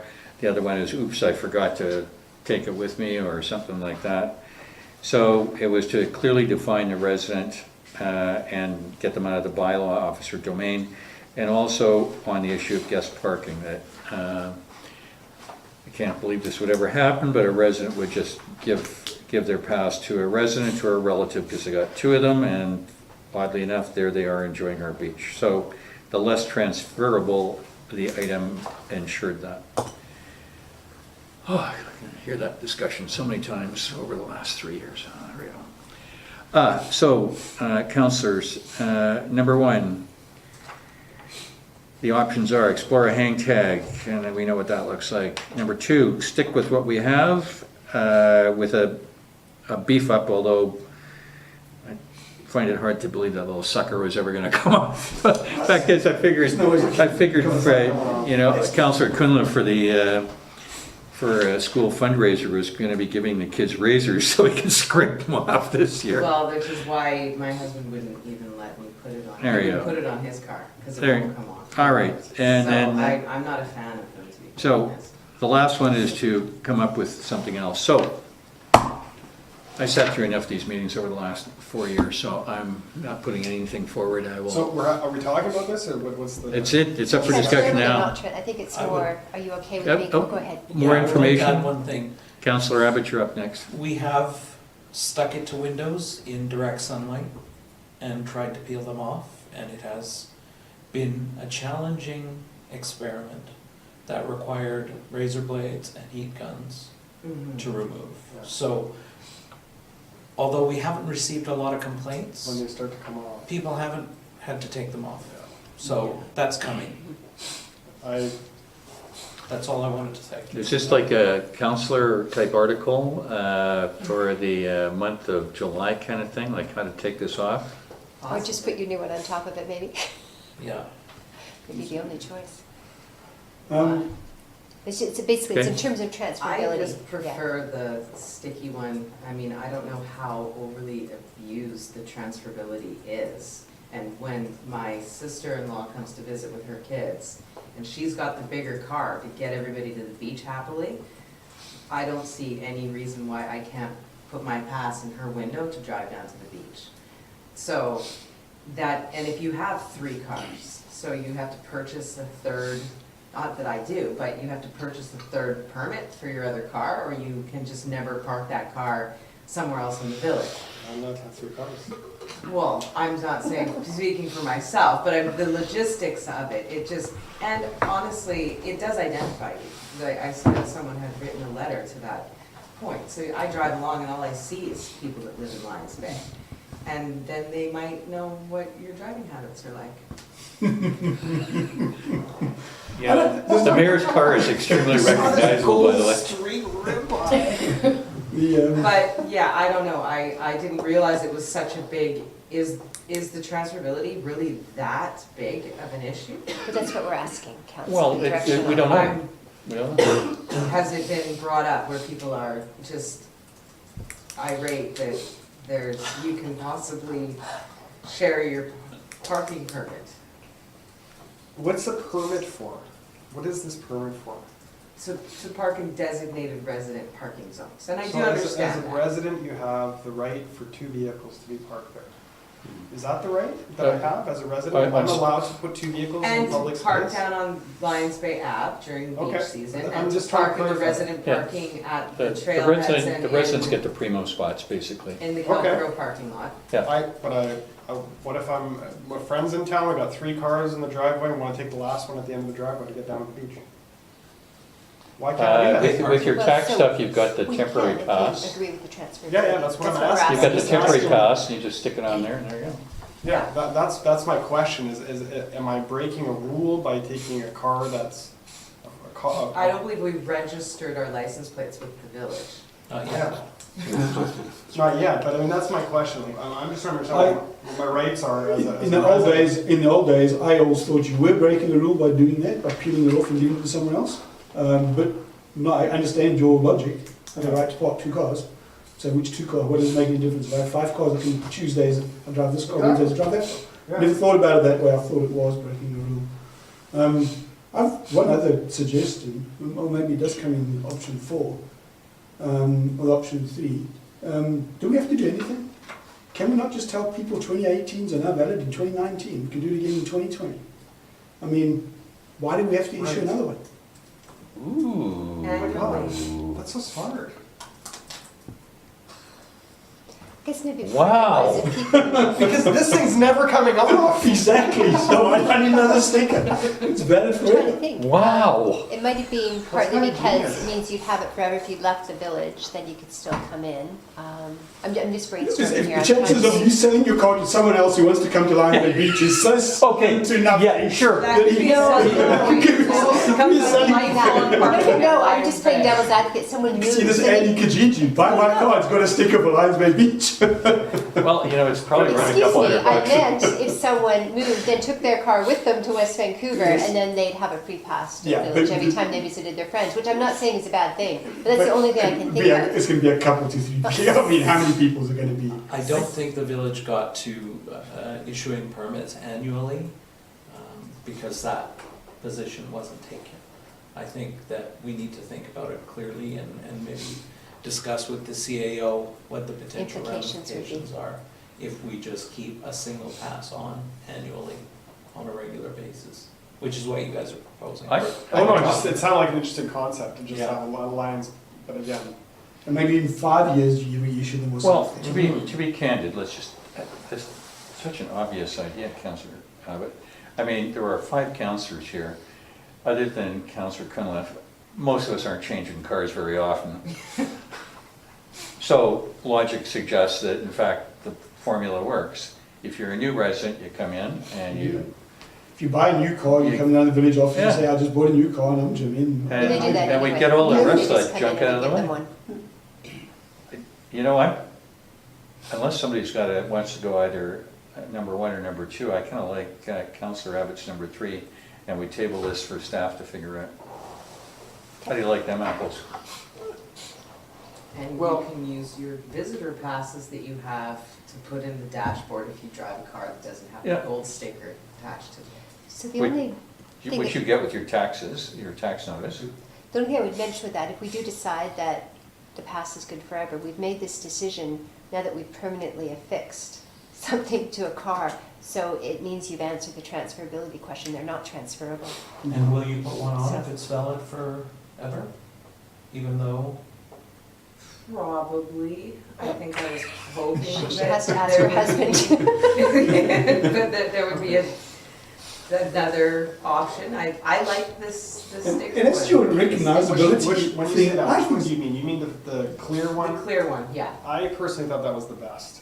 That was, they're discreet, that you can tuck them in on the side, they don't interfere with your sign.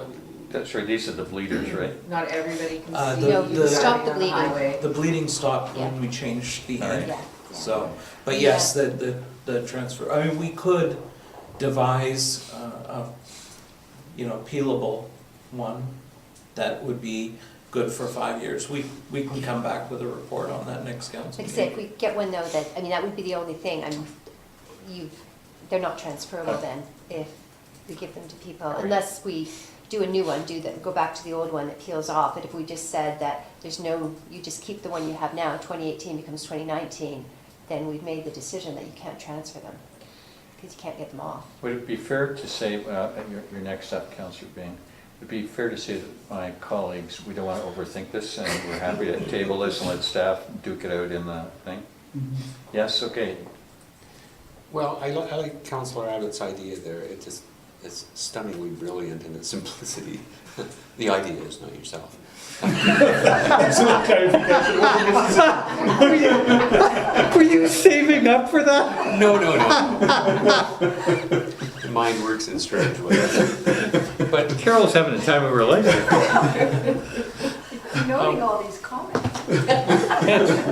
But the other point too is the transferability issue, or non-transferability, to me, just made no sense at all. I don't see any value in not being able to transfer it. The reason I think that is, when we had a smaller car, our daughter and her husband and her 2 kids would come over if we want to go to the beach.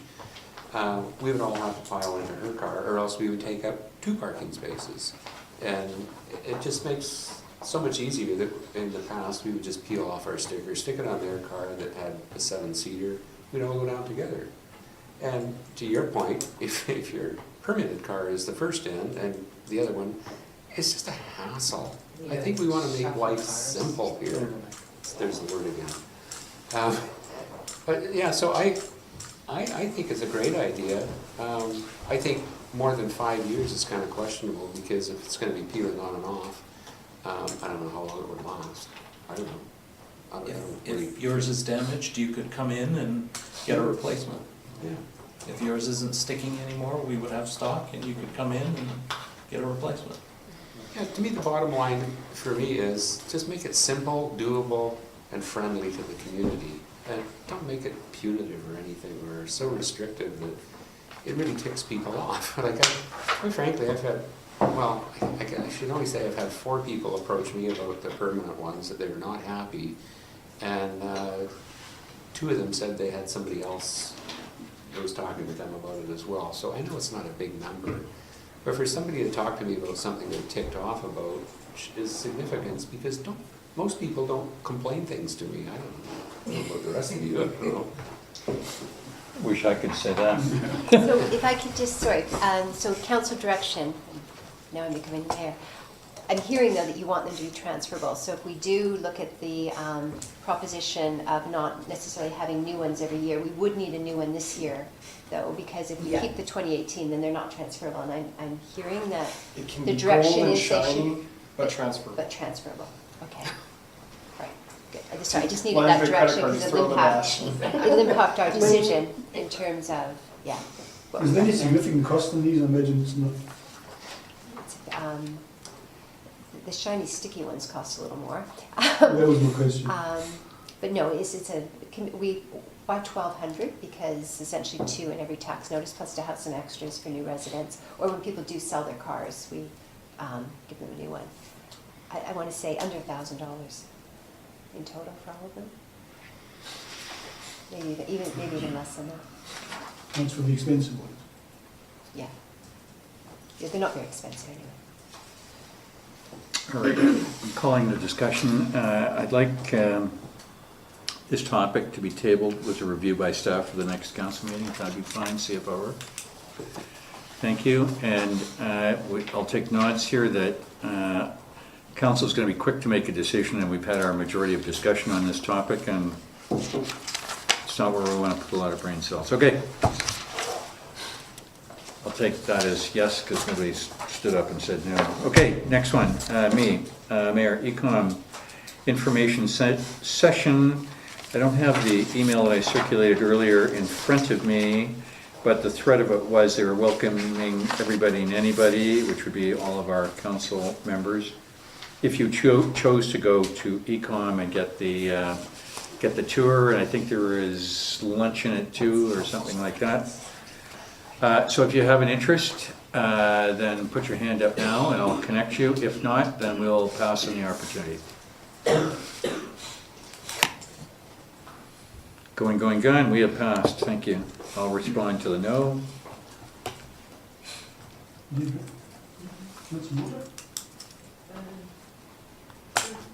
Yeah, good, thanks. Councillor Abbott, could you be the bartender, because the maitre d' is about to speak.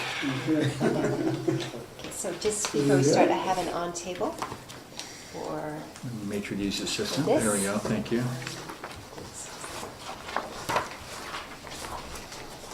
You know, I get so many fake government of Canada, phone calls. Is this a real document, Councillor Burmeier? Okay, Councillor Burmeier, this is yours. Okay. Run. All right, I'm gonna try and keep it succinct. I'm gonna bore you guys. I know I can get miles deep into technical stuff, so I'm gonna try and, if that starts happening, just wave your hands. What I'm trying to investigate is the concept of providing people with alternatives for transportation, essentially. I don't know if you've had a chance to walk around the neighborhood, but if you do, you will already see people in the neighborhood with electric vehicles. They're popping up pretty much in every exit. You'll see people peeling off with electric vehicles. Ocean View has about 10. I know there's a few down on Lions Bay Beach that have electric vehicles. So they're coming. People are buying them, they're using them. But there's just a lack of infrastructure still. So there's initiatives out there to promote infrastructure, and you know, part of this proposal here is that we also provide some infrastructure, some municipal infrastructure for alternative energy. When I put this request for decision together, what I didn't realize, because I was trying to I got more involved in where we would put it and then the layout and what it would look like. I didn't realize that there's actually grants available for this. So there's a federal grant available for municipalities that want to put charging infrastructure for alternative energy equipment. This is the on-table item? This is the on-table item. So the on-table, there's two pieces to the on-table item. The first one is the name of the fund, which is the Electric Vehicle and Alternative Fuel Infrastructure Deployment Initiative. And the feds have $76 million available, and they'll fund up to $50,000 for a charging station. BC gets a little bit more money. BC actually gets an additional $25,000, so we could get as much as $75,000 towards one of these fast charging stations.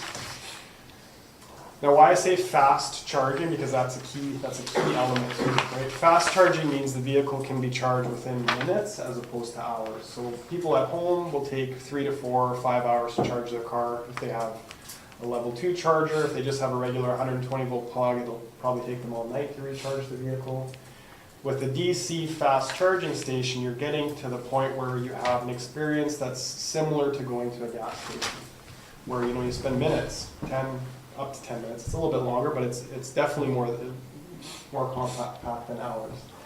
And as an EV driver, this is a very attractive option. This is attractive infrastructure, having this kind of fast charging available. Horseshoe Bay has it. BC Hydro is putting them all around the Lower Mainland, so they're coming about. And the idea there is that if you build it, they will come. If we provide Lions Bay residents with the option of an alternative fuel charging station, that becomes an option people will consider. That's sort of the thinking behind proposing to build something like this. Now, how I broke this down is I wanted to kind of talk through how projects like this come to be. So there's a big utility involved, BC Hydro. They're kind of a slow-moving beast, so you sort of need to get them engaged early. And you also have to have a location that's suitable. And the way the grant reads, that location has to be municipal property. So it has to be land that we own. Peter, I don't know if you take a look at one of the photos Peter attached at the end.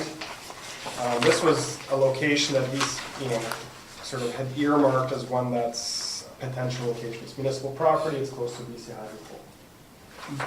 Seems reasonable. There's already one parking spot, there's clearly room for another parking spot next to it. That's your car and that's his car.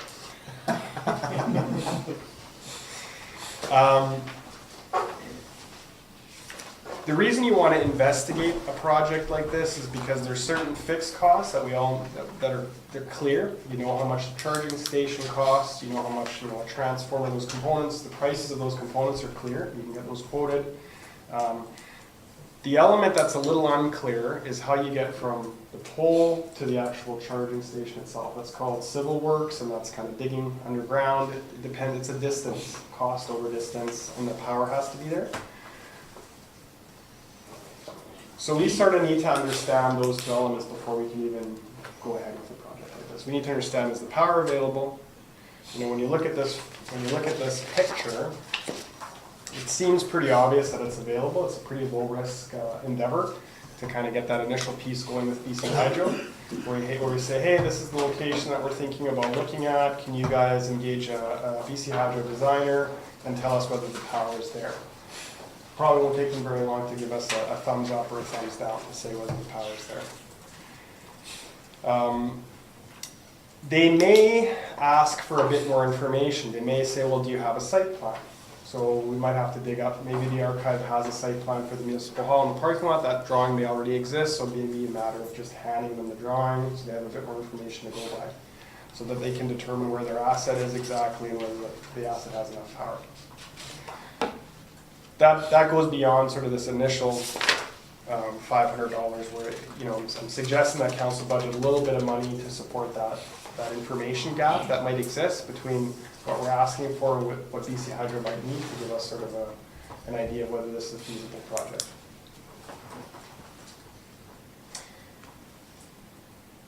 It would be an asset that the village would own, and the village would need to maintain and repair. Right, there'd be some operating costs associated with that. That's where I asked that the IC committee get involved and look at what are the options out there, how do people pay for the power, do they pay for the power, how are these units maintained, how much does it cost to maintain them. There's some technical questions that need answering. So that's sort of the fourth part of my ask. The first part is, the council approves staff to investigate a location. Peter had already taken some initiative in suggesting that this location looks suitable. And then we own it, so it kind of fits that criteria. The second ask is that we engage BC Hydro formally to see whether that pole, which is a BC Hydro asset, actually has the power needed for a DC charging station. That's roughly a $500 application fee, and they'll assign a designer to the project, and that designer will then look at that asset. The third piece, if that designer comes back and says, well, we actually need a site plan, we might need a survey, now staff has to look at spending money to potentially get a drawing made up and do a survey. So are we willing to do that, is my question to council. And then the third piece is that council direct the infrastructure committee to look at the longer term viability of having and owning this asset, operating this asset, repairing this asset. How do we pay for it? How do the customers pay for it? So that's sort of the four piece of this request for decision initially. Now, this is the kind of the new piece, and there's a date tied to this. This is a grant application that we would have to submit by May 16th of this year. So that's a new little twist, and that's why I was kind of touching. I know. That's why I'm kind of, this is a new little. I'm just trying to gauge people's interest, and when you look at the table on page 2, you sort of have some fixed costs there. You got the DC charger unit itself. They're typically around $45,000. Depending on the power in that pole, there might need to be a transformer installed. So that's where this $15,000 piece, it may be needed, it may not be needed. It depends on what power is available at that site. So here we are looking at $60,000 in fixed cost. The cost that sort of needs to be engaged, which would go hand in hand with this BC Hydro piece, is the distance from the pole and the civil works. So how do we get the power into that BC charging station from the pole? That can range anywhere from $10,000 to $25,000 to $30,000, $40,000. In this case, looking at the picture, the pole next to the two parking spots is likely going to be a very low number, but that civil work piece is going to be quite low. So we might be looking at a project budget of $80,000. Who? We only do one. The grant will always support one. Oh, okay. And the grant is very specific about the kind of charger that it will support. And if you look at this Express 250, this is just an example of one of the products that's on the market. This thing would fit the bill. This is the kind of charger BC Hydro would support. It supports the two main connection types to electric vehicles, which is part of the eligibility criteria for this grant, is that you can support the two main types of electric vehicles on the road.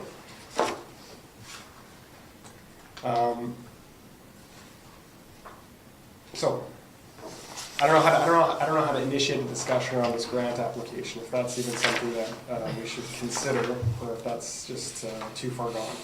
Because this might be an opportunity. I don't know if this will come back for 2020.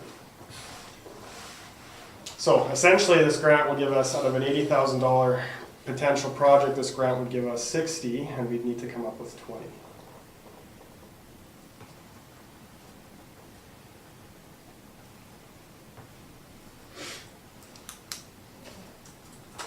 When I read the grant application, a couple of things struck me. You actually have to request an application package. Yeah. Because I wanted to look at the application, because that would probably be the first thing to look at to see what was involved with the application. Usually all the things you talk about, unfortunately, going to the infrastructure committee, planning, having everything done is a requirement for the grant application. So I guess one alternative would be to have research it this year, bring it back next year, and hopefully there would be another grant. But what intrigued me about the grant is I think they're assuming this is a grant for a non-government entity. And that's where the percentages come in, because it actually says won't exceed 75%, except in the case where the proponent is a municipal government or provincial or territorial, in which case the stacking limit could be 100%. So it looks like you could get 100%. But the other part that struck me was once you've been told you have the grant, you negotiate the contribution agreement. So it's almost like you apply for the grant without knowing how much they'll actually pay. So anyway, it was intriguing. I find with a lot of grants, they do, especially if this is a direction the government wants to go, hopefully there would be another one next year, but just with our experience with grant applications, I don't think it's feasible. Okay. And that's not because of staff time, that's just because of literally the things we would have to do. It's almost like the project. That's the frustrating thing sometimes with grants. You have to have done all this work, spent money, and almost be ready, shovel ready, as they say, in order to get the grant. Like they won't fund something you're thinking about. But I can't say that for sure because I haven't seen the grant. I've never seen something where you have to apply for the application. But typically they'll tell you if you're from, how many people subscribe to the grant or whether they think there's going to be more next year. Yeah, so I reached out to colleagues in the municipal operations and roads and transportation departments throughout the Lower Mainland. There's a group called the Maintenance Managers Operations Group. Probably about 20, 25 municipalities. I only received one response back on EV charging stations. And the information I got was that from Abbotsford, they have a program where they're installing these. The AC2 station, which is a 4-hour charge, costs $25,000 to install, plus hydros costs on top of that, and requires $1,200 a year operating and maintenance costs. The DC charging station will provide a full vehicle charge. This is from empty to full in 30 minutes. Typical install costs for them, and they put in 5 stations, was $110,000 per station, plus hydro costs, plus $7K in annual operating costs per station. We did touch on grants, and the grants are there. Abbotsford was not able to get a grant for their charging stations. The grant application process is quite onerous and is extremely oversubscribed. Right. So it would be a challenge and a battle. Not to say that we shouldn't.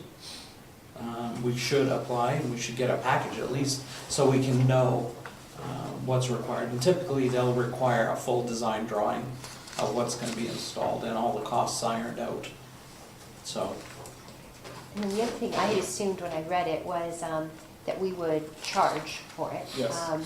And the other thing, we do believe, like we talked about it as the management staff, the biggest users of it will be non-Lions Bay people. It'll be people on the way to Whistler, which isn't necessarily a bad thing, in the sense that I think that helps get the grant, because they really want the grant for the longer distances. Like, people can have an electric car, I mean, you have one quite successfully in Vancouver. The challenge is when you don't live in Vancouver, and being able to get out to Lions Bay or be able to take your electric car to Whistler and back. So I think it would be not necessarily a disadvantage, but you have to acknowledge it will be probably more non-Lions Bay people that use it, but also by the fact that we are on the Sea to Sky Highway, I think would be an advantage to get the grant, because it's creating the infrastructure that, I haven't seen the application, but I think they want. I just saw something on CBC on it. They're trying to get the electric cars that you get, like from Toronto, they did an example, to Detroit, and have charging stations all along the highway, so that people could actually use it for longer Yeah, I mean, distance. strategically, it's a good Yeah. location. Mhm. Just give you a bit of background. I mean, what I do is I build hydrogen fueling infrastructure throughout the Lower Mainland. So we look at this on a regular basis. We look at strategic locations for hydrogen fueling. That's a little bit further out into the future, but that's sort of the next evolution of alternative fuels, and it's driven by this same mandate, this zero emissions vehicle mandate that the BC government has subscribed to. So the incentives are there, and it is a difficult process to push these kind of projects through. There's no question about it. You kind of have to be bullish, but once they're built, they do draw subscribers, and they do give people an option in terms of transportation. So I feel quite strongly about pursuing it. You know, this grant piece and this date, I understand, is very aggressive, and I didn't include it in this resolution because I don't know that it's realistic for us to hit this target. What I do want to add is when I spoke to the rep from Express 250, this is one of the more popular brands of charging stations that are out there. Their territory manager for BC was willing to come and talk to us and basically hold our hand through the grant process. They do this on a regular basis. They would spend the effort getting this grant moving. I have the name of the contact, no cost to us. Obviously, they'd be looking for a sale, right? That's the motivation behind helping people through those grant applications. And as a public entity, we wouldn't be able to do that. We would have to go through a public process. Applying for a grant? A request for proposal. Oh, eventually, of Yeah. course. And Yeah. I'm sure they understand that because they Okay. work with municipalities. Okay. I'm not saying that there's any favoritism being, Mhm. you know, that's not my suggestion. The second, what I wanted to just bring forward is that they would be willing to help us through this grant application process because it can be kind of arduous. these kind of projects are never easy. That's all I can say. These are difficult projects to push forward. Sometimes it's hard to sort of see the end of the tunnel on something like this, but you do have to kind of have some faith that there is a potential win here for us, that we meet some of our OCP objectives. We state clearly in our OCP that we want to provide alternative means of transport. This would be a definite initiative towards that goal. I'm not saying it's a slam dunk, I'm not saying it's going to happen 100%, but I think this is a good initiative. Discussion. I got a couple of questions. On one of the pages here, I highlighted there is likely little way of capital cost recovery potential. So it looks like for this idea to work, it's going to be a net expense to us. And with the idea that it would be great for people going to Whistler and our residents would be charging at home probably, what's the buy-in for Lions Bay residents? Like, why would we be wanting to spend Lions Bay money for transients flying by here? We're not attracting them to our commercial zone. We don't have a tourism industry here. I'm just trying to think, if we're putting money out, at least we'd have to break even. But it doesn't look like you think it would be. No, I think that part of what I was missing when I first authored this was this piece. I didn't realize that there was at least 75% available in grant money. But how about the operational costs though? Say what, $7,000 annually for one of those models? I don't know exactly. This is the piece that I thought the IC committee could pursue. So I'm only asking for us to initiate the conversation with BC Hydro and see if it's a feasible application. I'm not suggesting that we even go. What I'm suggesting is, and I just want to be clear about this because I don't want to. So are you substantially asking for just the first 2 points of your That's right. recommendation? Well, I'm asking for us to look at all four, because I think that's the only way we get an effective go or no go out of this conversation. If we look at all these things together, then we can decide whether this is an initiative we want to pursue. The operating cost factor, and you can't do something like that without considering the operating costs. And I will add that the 7K from Abbotsford for the DC charging, fast charge station includes electricity. So if we have a user pay, then that would offset the electricity cost. Oh, so that's an operating cost, not a maintenance cost. It's an annual operating and maintenance cost, yeah. So it includes electricity purchase and regular maintenance. So it would fluctuate depending on its usage. And age, yeah. No idea. Yeah, you'd have to look into it. What does someone pay for a Philippa? Sorry? What does someone pay to? So roughly 100 kilometers costs, if you're using current BC Hydro rates, and you have, most electric cars work on a kilowatt hour basis. Mm-hmm. So 100 kilometers typically costs you about $1 to $1.50, depending on what level of BC Hydro rate you're paying.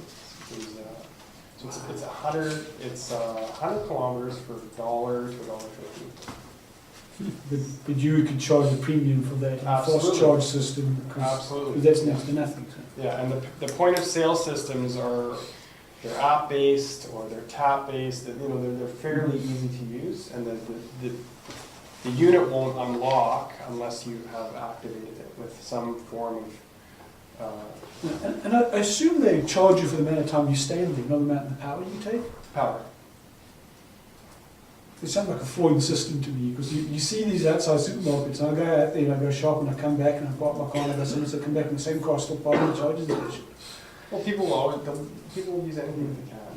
But if you charge the amount of time you stood there, then people wouldn't leave it there and go home at night. Right? Yeah. But anyway, it's technicality. Yeah, I mean, right. It's not meant to be free parking. It's meant to be alternative energy infrastructure to give people a means for. Sorry. So to your point, Fred, because I hear what you're saying.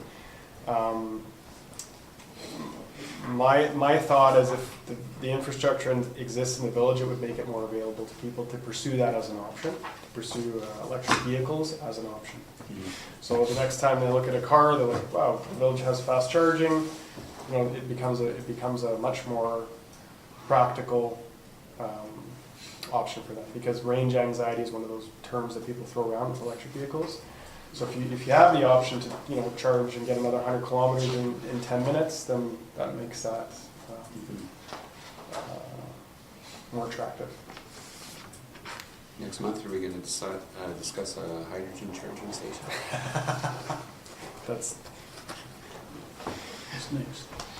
maybe in a couple of years. Okay. So, Councillor Barnmere, you need $5,500 and a show of hands. I like it. I think it's the way the future. Is that a motion? Sure. You need a second. Done? I hope I bought my last gasoline vehicle. I was wondering whether the pickup truck was good enough to tow my boat on done. Aren't you burning logs? Aren't you burning logs in the back of your pickup? Steam engine.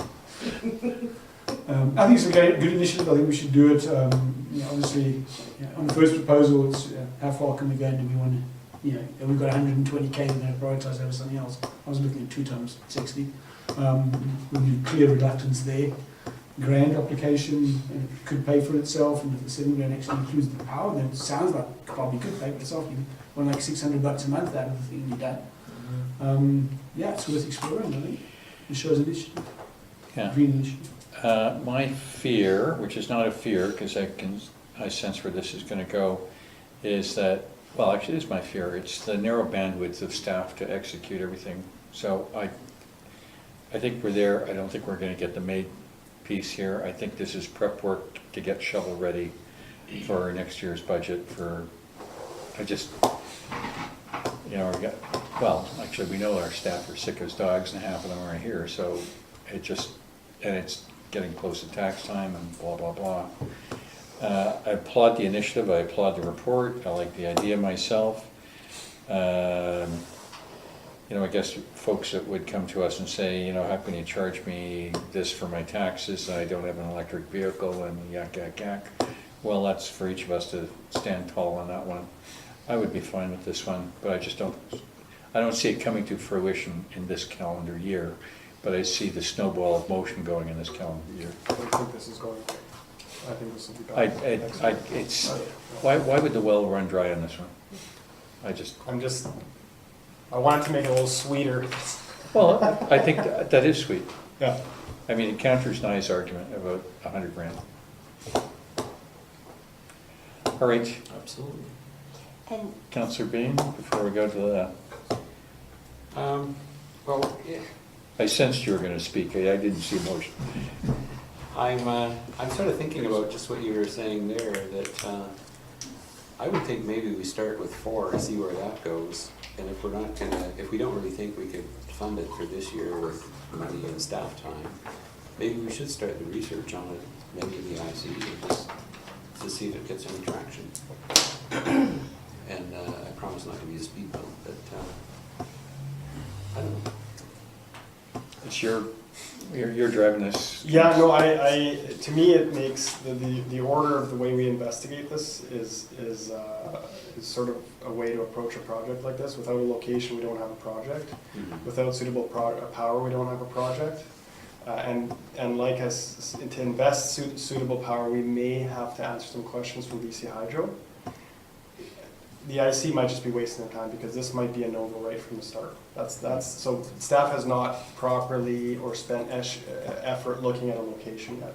Peter showed one, but I don't think he's agreed to say this is the one he's advancing. So staff needs to spend some time doing that. We might look at it and go, hey, this is down by the works yard, might make way more sense for some reason, right? The other point is that we need to get the grant application, because that's what I was going to say. if it's 100% covered, then it's a no-brainer, Yeah. right? If we're not paying, and if we can recoup our electricity costs, it's a no-brainer. So the application will outline what is required to apply, which will help the IC committee Yeah. and just help us do the planning. I mean, That is they- not in the motion, so do we want to? I don't Well, I know think if we we'll- need a motion, but yeah, I we can just don't need a get, I motion can just to do get the that. application. I just have to apply for it. So I actually agree with Councillor Barmier. It's hard to take this to the IC without having the prep work done for them to apply. To do your hydro investigation. This will run away with the IC committee. without You could, some you could have it framework. such that we go with 1, 2, and then come back after we get the grant information, find out if there's any. The two may trigger 3, and then we're at a stop, right? It may even just be Sure. $300, right? Yeah. I'm saying this is just a budget, it's not meant to be a full spend. We can cut that in I half. mean, we could do 1, 2, 3 and have a complete shovel-ready plan for a charging station with 1, 2, and 3 There we to go. apply for a grant, so it's up to you guys. All right, on that, CFO said she can find the dough. No talking. Call a motion, all in favor? Unanimous, thank you. Done. Thanks, Brad. It's like popcorn, some of the kernels are a little slow. Well, it's All right. I appreciate it. Thanks for the support on this one. Thank you for the hard work in a few days. And staff supported you heartily on this one. Councillor Cunliffe, you got 1, 2, Which are combined. 3 items. What are we got? Run. Did I dream this? No, I thought you bumped Councillor Abbott for something. It's just that Councillor Cunliffe's got 2, would you combine them into 1? And I was going to do, All right, And you're after. 1, 2, and then it's Councillor Abbott, Okay, so. and then I will Councillor take the Green. stamp. No. I'm impressed that you have copies. It's. Councillor Email. Cunliffe, I'm going to give you some leeway on this too, that I've seen this particular email, I like where you're going, but there's some stuff, if you wanted to take it offline with staff to do the gritty work, To do the which? do some of the gritty work. Well, I would like to, this was a brainstorm. I am going to reach out to the local realtors ideally tomorrow.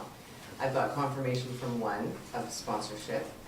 I feel there's a good chance we'll get confirmation from others.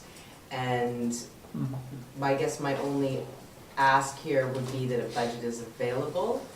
I don't have a number. There is a budget in council Okay. called council Slush fund. sponsored.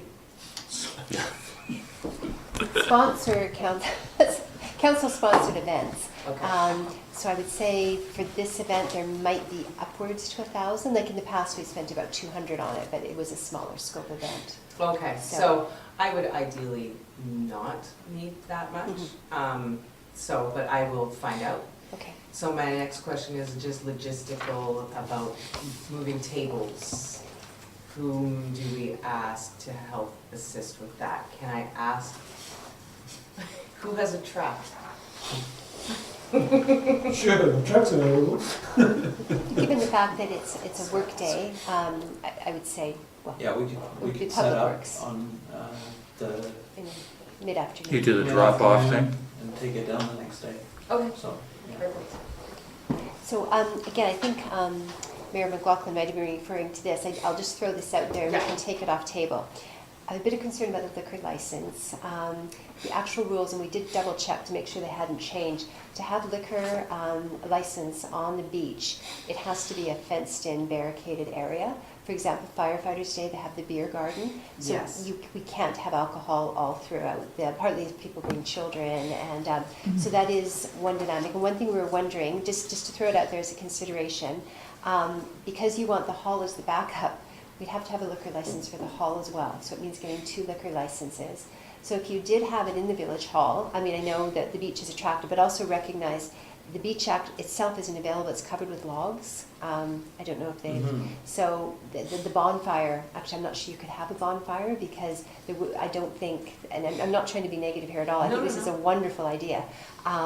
it would be hard to have a bonfire on the beach because of all the logs. But if you had it in the hall and it was a nice day, there's the patio behind and the side, and that would be actually easy to just partition off, and so people could take their alcohol outside. So it's just something to consider. We don't have to decide it now, but just from some of the comments, I was concerned that there wasn't an understanding that the liquor license would be restricted in terms of, there'd have to be some sort of fencing put up, or just a barricade, or just really limiting the area to where the alcohol could be. It's not just where you serve it, it's where you drink it. And then there also has to be people who have their serve it right. I do have Yeah, that. so it was What's a just, fence?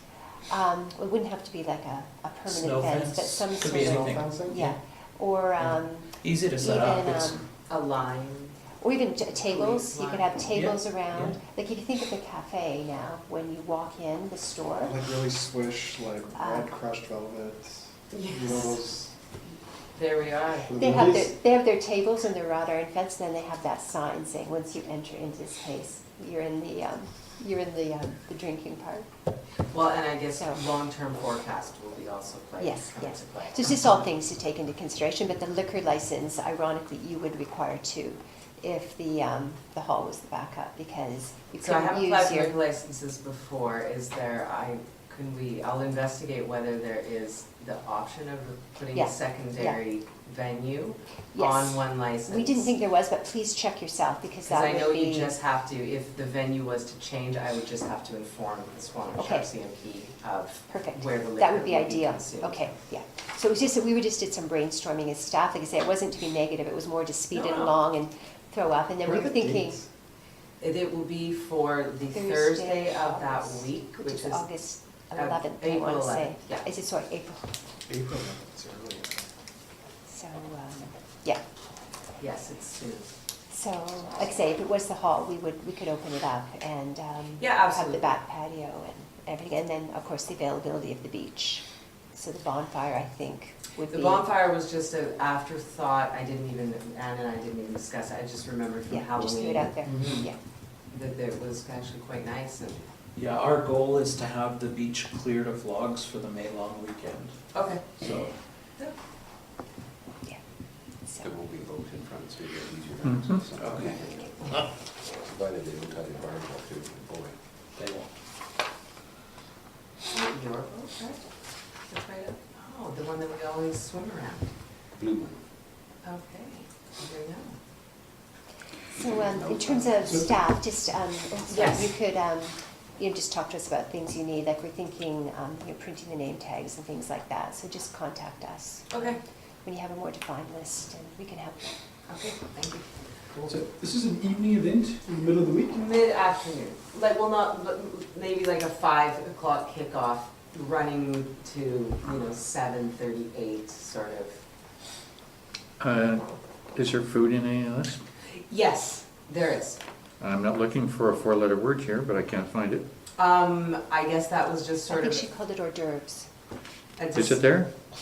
Food and beverage, but this is what I'm going to discuss with the realtor Food, sponsors. beverage. And are you, cups, thank you.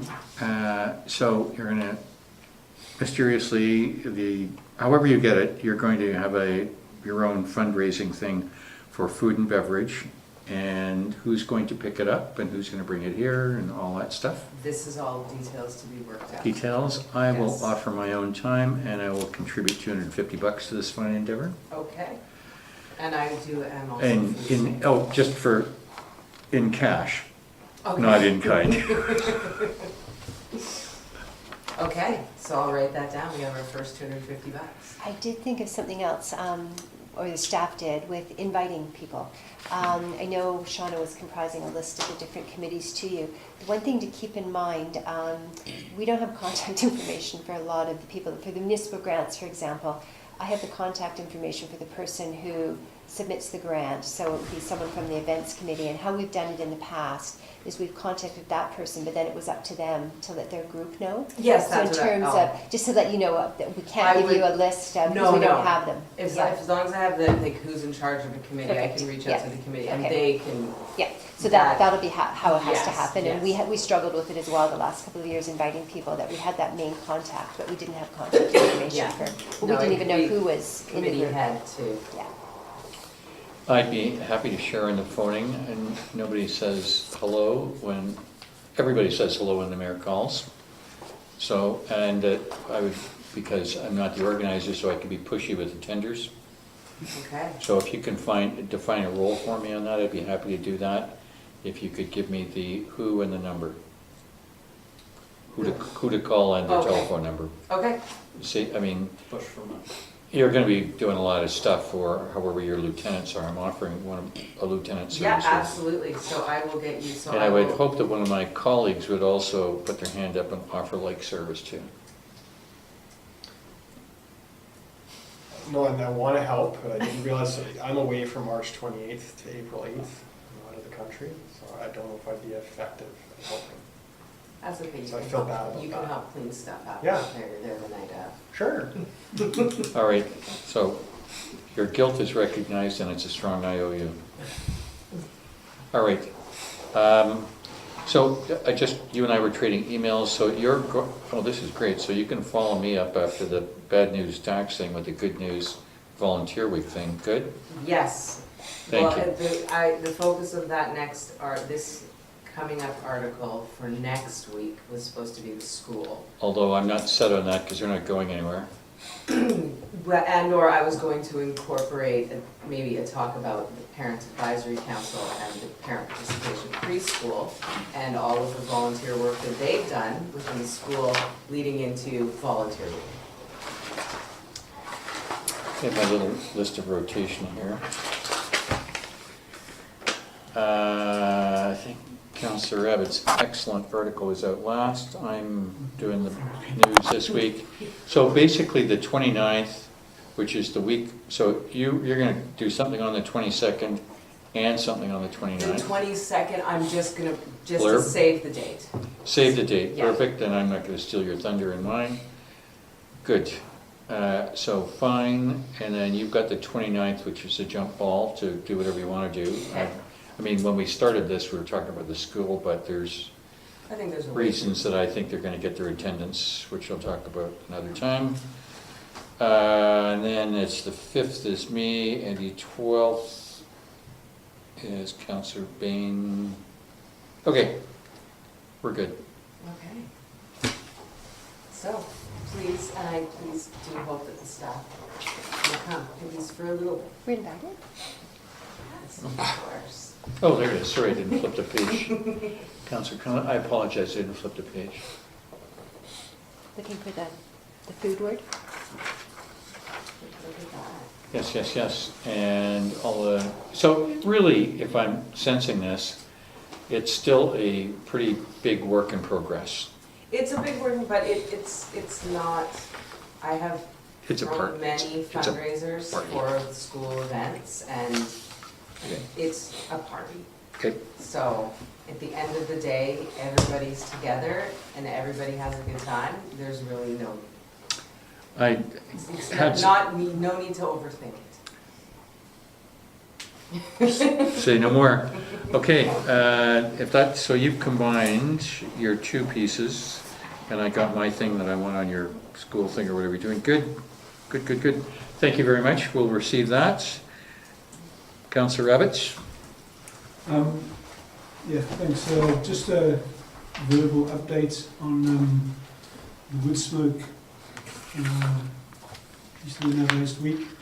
I don't know the numbers that have come back to feedback or anything like that. I know there's been a few emails that have been sent to all of us. I have at least another 6 or 7 that were just sent to me, which I'll obviously bundle up and send them on to staff so they can get counted. And then we wanted to do, and I phoned Peter today, well, no, I didn't get hold of Peter today because you were sick, but we were going to do a follow-up in this week's village update. There was the original plan just to remind people, you have 1 more week, get your stuff in. Probably easier if I just write something and send it to you, Yeah, Pam? but that would be great. Actually, send it to Shauna, Send it to and Shauna. then she'll So We should put it in. what I wanted to do was, and the last one got truncated, I didn't realise where it was going to get truncated, maybe I should have been paying more attention. But in this one I do want to add in what you didn't see in the last village update, which was Metro's phased Okay. plan, because it got cut off, you had to click through to that. And I think we probably lost a few people in click fatigue because it was the second click. So probably going to just be like 4 or 5 lines, not one line, if that's okay. So I can just get those things in a couple of lines, saying, Okay. get your response back in. And then there's 2 of the responses I've got. Maybe one of the ones went to all of us. No, it wasn't. 2 of the responses I've got from people with differing opinions, but both suggesting that there should be a town hall meeting. I don't personally, depending how much feedback we got, believe this warrants a town hall. There may be a lot more volume on the feedback forms, so staff can just check that before we go any further decision. My personal opinion is we shouldn't have a town hall meeting, but we should tell people next council meeting, come and have your say. If we need to extend the 2-minute delegations past 5, we'll do so. Something along those lines, so that people feel they need to come and have something to say, they can. Are you going to put that in your little piece for Friday? That's what I'm exploring here. I'm thinking Does that seem like a yes. good idea to everyone, or does anyone think we need a town hall meeting? Well, if we're having a town hall, you're hosting it. I don't think that, unless there's I mean, hundreds of emails and feedback saying something like that. I just know 2 people have suggested. usually at a town hall, you're doing some kind of a presentation of which you don't have the dog and pony show, really. No, I I mean, mean, you got you two, could you produce got a two sheets. PowerPoint out of that. You got 2 sheets of paper on a PowerPoint, and so they're there to see the information they've already got. You could be lonely. Yeah. So if we invite people to come to the next council meeting and put some blue into the fact that we Yeah. extend the public delegations if needed. I think because we mailed it to every resident, it sort of, to me, that's sort of instead of a town hall meeting. Again, it's participation in Mhm. town hall meetings. We've given them all the information we sort of have. We've mailed it to everyone. We're getting good feedback. It was literally just 2 of us for the last 2 days at work. We're really down on the numbers. So we've been collecting them. We collect the mailbox every day. But we haven't actually, we put them into a spreadsheet yet what the votes were and everything. But we take a glance at them and we haven't seen anything about, any narrative asking for a town hall meeting.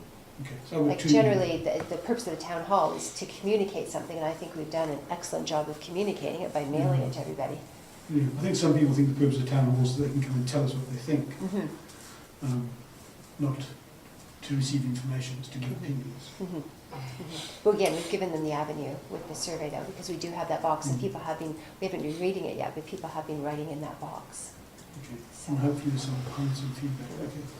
Good, and you sent yours to Roger, the managing director. I sent same thing to Adrian Carr, who's away on holidays right now. So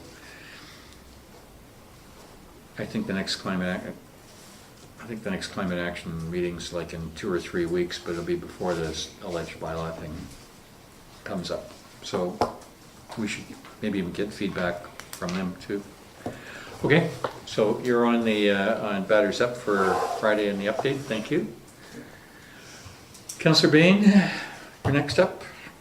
Hey, yeah, it just struck me yesterday, and I'm sorry for not having this earlier, but it occurs to me with the infrastructure committee, how we determine what the agenda is going to be.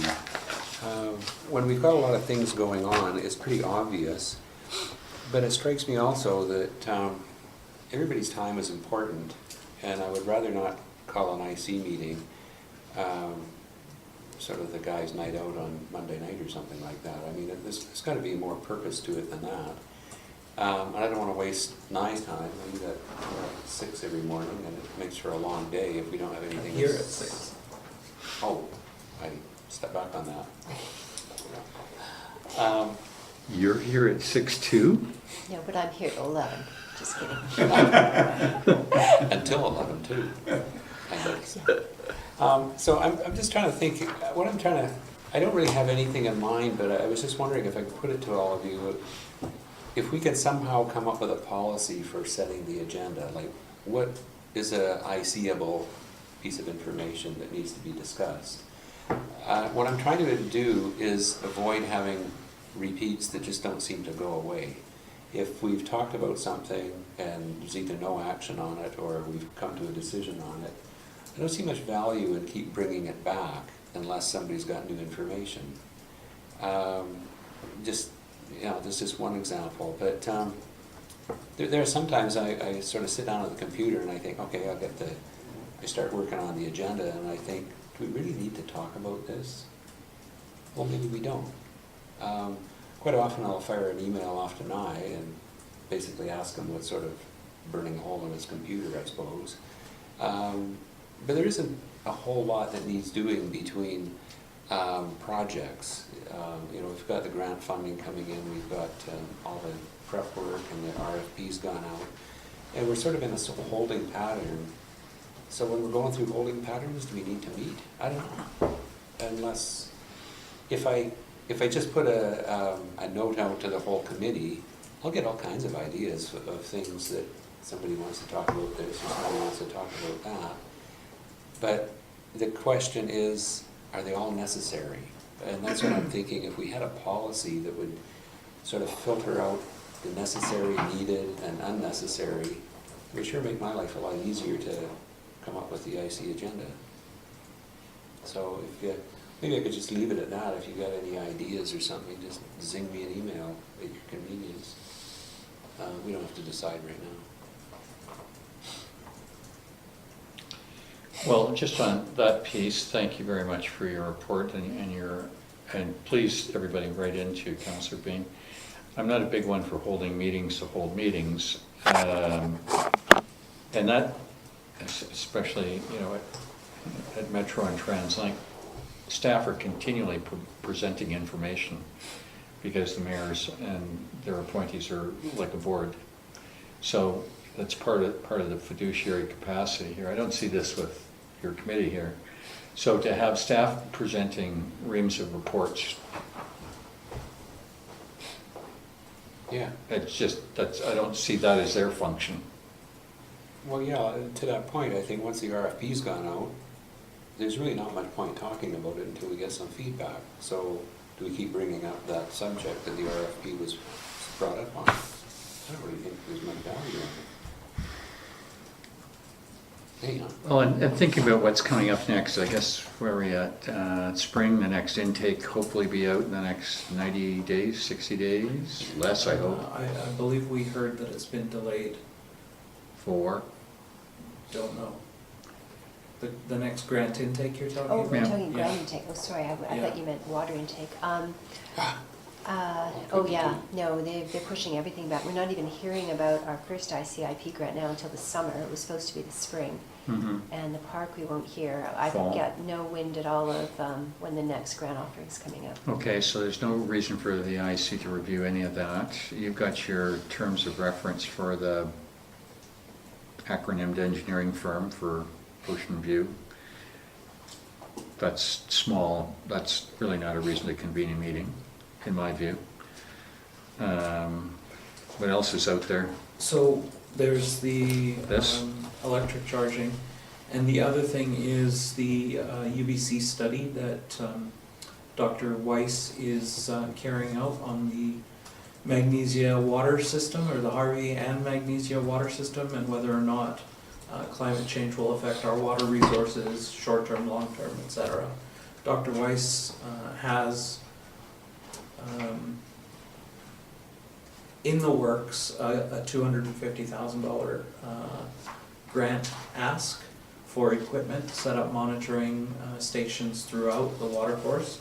And he'd like to come to the IC to provide an update on where they're at and what the next steps are. He'd like to meet the mayor and the new members of the IC committee and just provide a background. And we would extend the invite to you to attend that as well. So I should know within a day or so if he's able to make the next meeting on Monday night.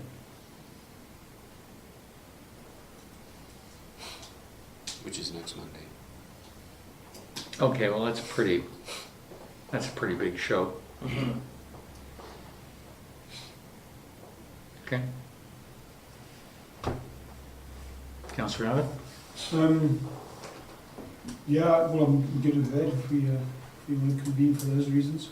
What about the Calvin Grove water, wastewater tank? I haven't had a chance to do the terms of reference yet. Okay. I've been swamped with the RV tank project. There's been some issues that we're working through. And sick. Did you say, and you were sick? And sick for 4 days, so Yeah. just defending my coworker. Okay. Well, it's the narrow bandwidth again. Okay, so, You know, those bed desks, don't you? Yeah. That's what I was doing. yeah, so we'll leave that one off then, if we have nothing, no updates. No updates yet. Okay. I think the IC committee is a valuable resource. It's a technical sounding board. I think it's something we need to, the busy minds and a focus would help. You got really creative thinkers there, people with a lot of knowledge, decades of experience. It would be unwise to not channel that. So I don't know how you generate that focus. I mean, to me, I see this charging station is just one project that has some terms of reference that we could ask to be, it could generate some conversation, it could be helpful. So I feel the IC needs clear projects and clear terms of reference. I don't know how far we're thinking that is, and we talked about desalination plants, and there's conversation around securing future water. I don't know if that, right? So what I'm getting at is that in the purview of the IC, or is that more of a council question? Well, that I think is one of the big points. Yeah. Should this table be setting up what the IC should be discussing? And there are some pretty bright minds in there too, and I'm not against them making suggestions, but they're there as our advisory board, and I think we need to be wise in how we utilize them and how we deploy them, like they are an asset to us. Yeah. Very, very valuable one, I would think. Yeah. What if, I mean, you could structure in a way that the council-directed initiatives are the first ones that are discussed, and then the participation becomes voluntary after that. So after we discussed it, the IC specific tasks, then after that, if people want to stay and keep talking and keep discussing issues, that's fine. I mean, the IC community is free to do that, right? But Yeah. maybe. You don't try to record the rest of it? Well, you close the meeting, Yeah, you close the that's- meeting, adjourn the meeting, and whoever stays, stays, that's fine. I would suggest that you allow staff time to think about it and Yeah. come back Okay. with something. How about we leave this about that then? So council's been asked to send to Councillor Bain any thoughts they may have, but I think they've kind of expressed it, and staff's going to deal with that. So if you're good, Perfect. we're done. Thank you. I'm not sure how she writes. Oh.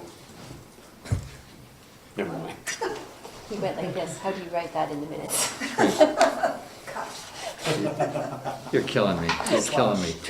Two jokes in one night, really? Hey, the night is young. You're just a killjoy here. All right. Emergency services, page 69. All right, let's pick up the pace here. Okay, so this is a receive. We can all read and see the fascinating odds and ends around the village. I know that the theft from motor vehicles, of which there were 7, I think 6 of them were on my street, so. Someone local? Yeah, I think the guy or gal or girls or guys, whatever the combination, I think between the, other than the building inspector's briefcase, I think they might have got about $8 and change from the ashtrays. Okay, motion to receive. Good, thank you. Next up, rural dividend program. This is something that that came through me.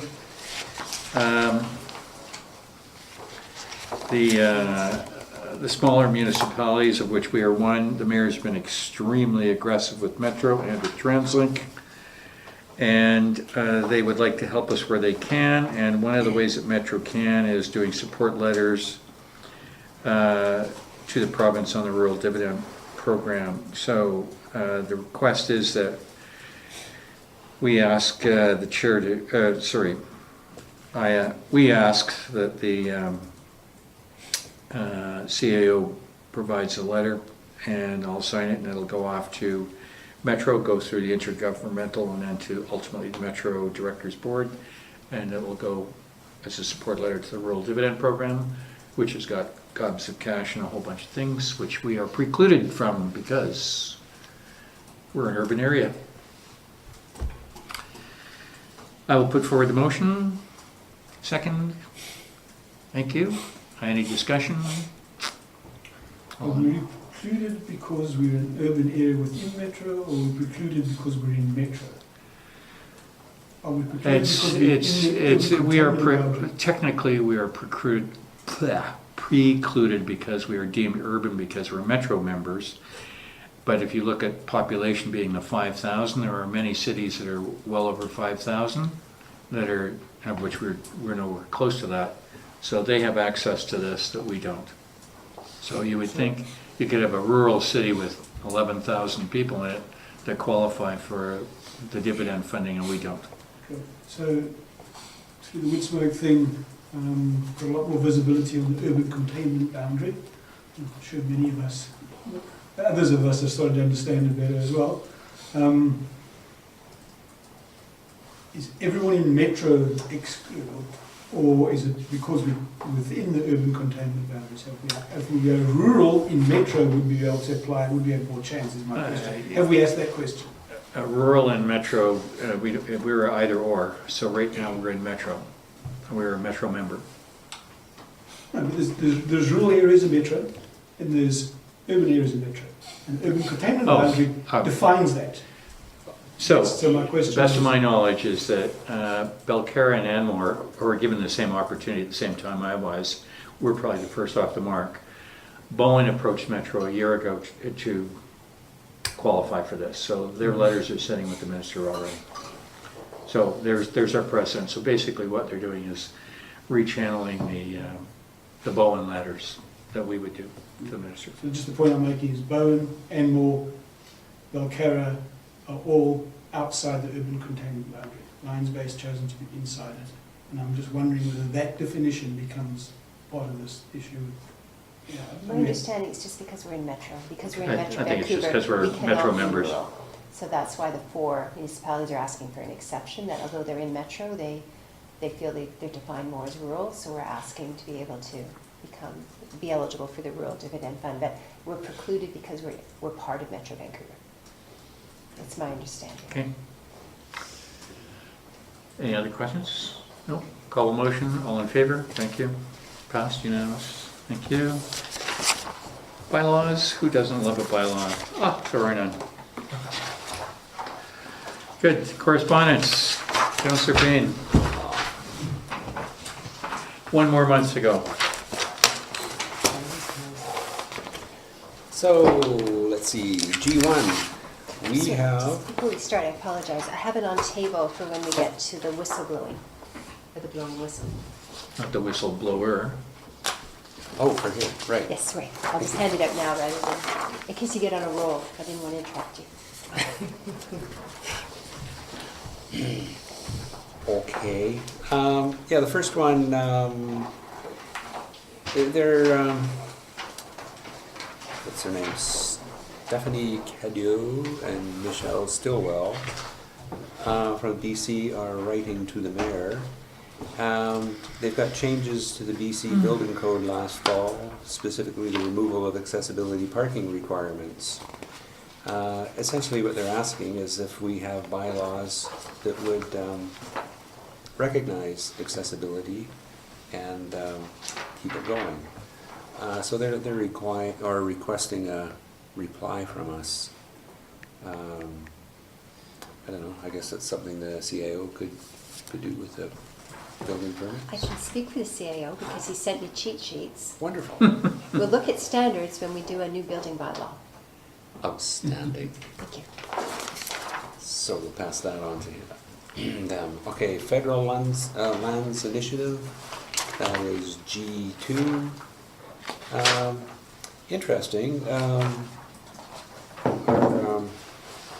our MP would like to draw our attention to Federal Lands Initiative, the $200 million fund to support the transfer of surplus federal lands and buildings. My question to that, are there some of them around for us to utilize? We have none. We have none, I thought so. Moving right along. A train whistleblower. No. Done. Yes. There's an issue about the noise of the trains going by, wanting us to kind of fix it. But it seems to me this has come up before, and I could be wrong, but my belief is that West Van pursued it at some point, only to find out that if they got cessation of whistles on their crossings, they would need insurance to cover the liability should there be an accident on them. That is correct? Do you So- also need to install an arm, Yeah. which is a significant cost? Right. So Transport Canada just upgraded their rail crossing grade standards, which is why we are responsible to upgrade Brunswick Beach in Calvin Grove to bring them up to standard. Which is in our budget. Which in our budget, that's a cost that we have to bear, and it's not insignificant. I think it's $35,000 a crossing, so times 3. Yeah. Yeah. That doesn't include arms Yeah. and all the bells and whistles. In order to qualify for whistling cessation, the crossing must meet the new standards. And that includes sight lines. So for each of the crossings, you need a minimum of approximately 45 meters of clear sight line a certain distance away. And the amount of vegetation management that that would require is quite intense. On top of that, Lions Bay must bear all the costs for whatever requirements are to meet the sightline guidelines to clear site for the crossing.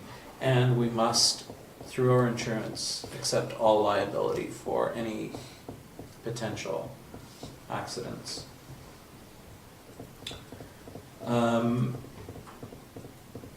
Generally, you hire an engineering firm to look at the regulations, look at the crossings, determine what's needed and determine the costs and put a plan forward.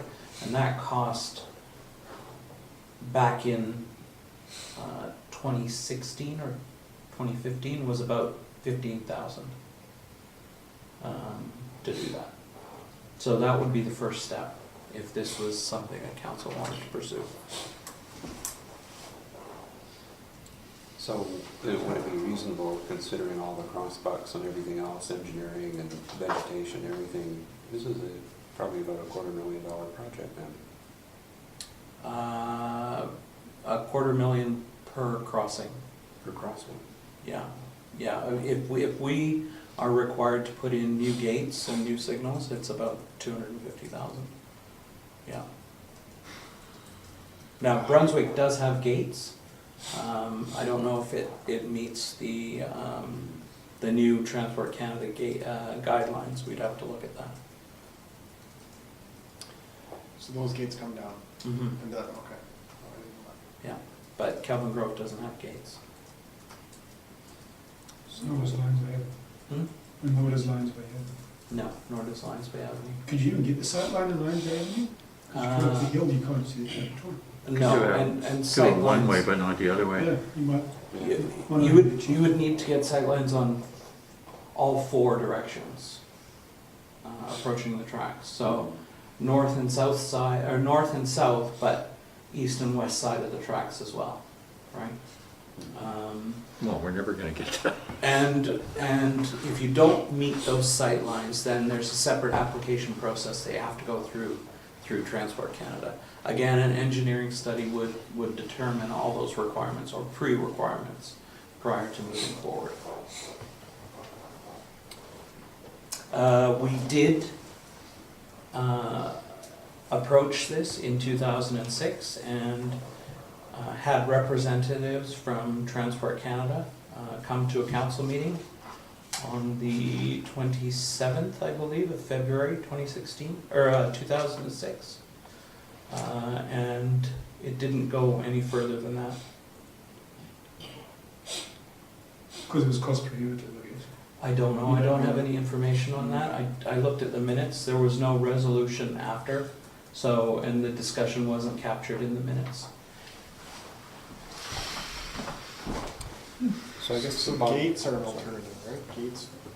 And they're not an alternative, they're a requirement. So you would have to have flashing lights, audible alarm, you know, the ding, ding, ding, So the ding ding dig would now only annoy people that live close Yeah. to the gates. and then a Same. gate, yeah. So you're pushing the problem onto someone else, but putting dinging gates, because those are loud, or narrowing the annoyed people.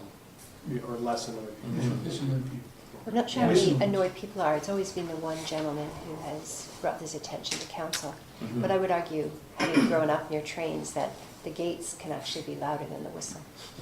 Like the whistle's short and brief, but the But gates. the gates And remains then- well after the train Yeah. leaves. And the whole time the train's there, I guess. Well, and Like it's extra. whistling while it's in the crossing because it's approaching the next crossing.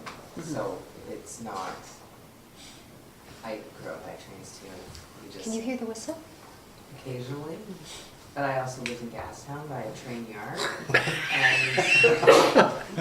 And trains really, Don't I How can you not hear the don't whistle? notice them. I think I'm the furthest from Boston, you could possibly get with that track and I can hear it. I hear them in the morning, Eh? and I'm up on the top of. Well, I do too. Yeah, but you probably don't hear the creek. I don't hear it anymore Yeah, either. fair enough. People jump when they're having a drink at my place and they go, "What's that?" And I go, "What? That rock sound that's going down the creek." Oh, did it?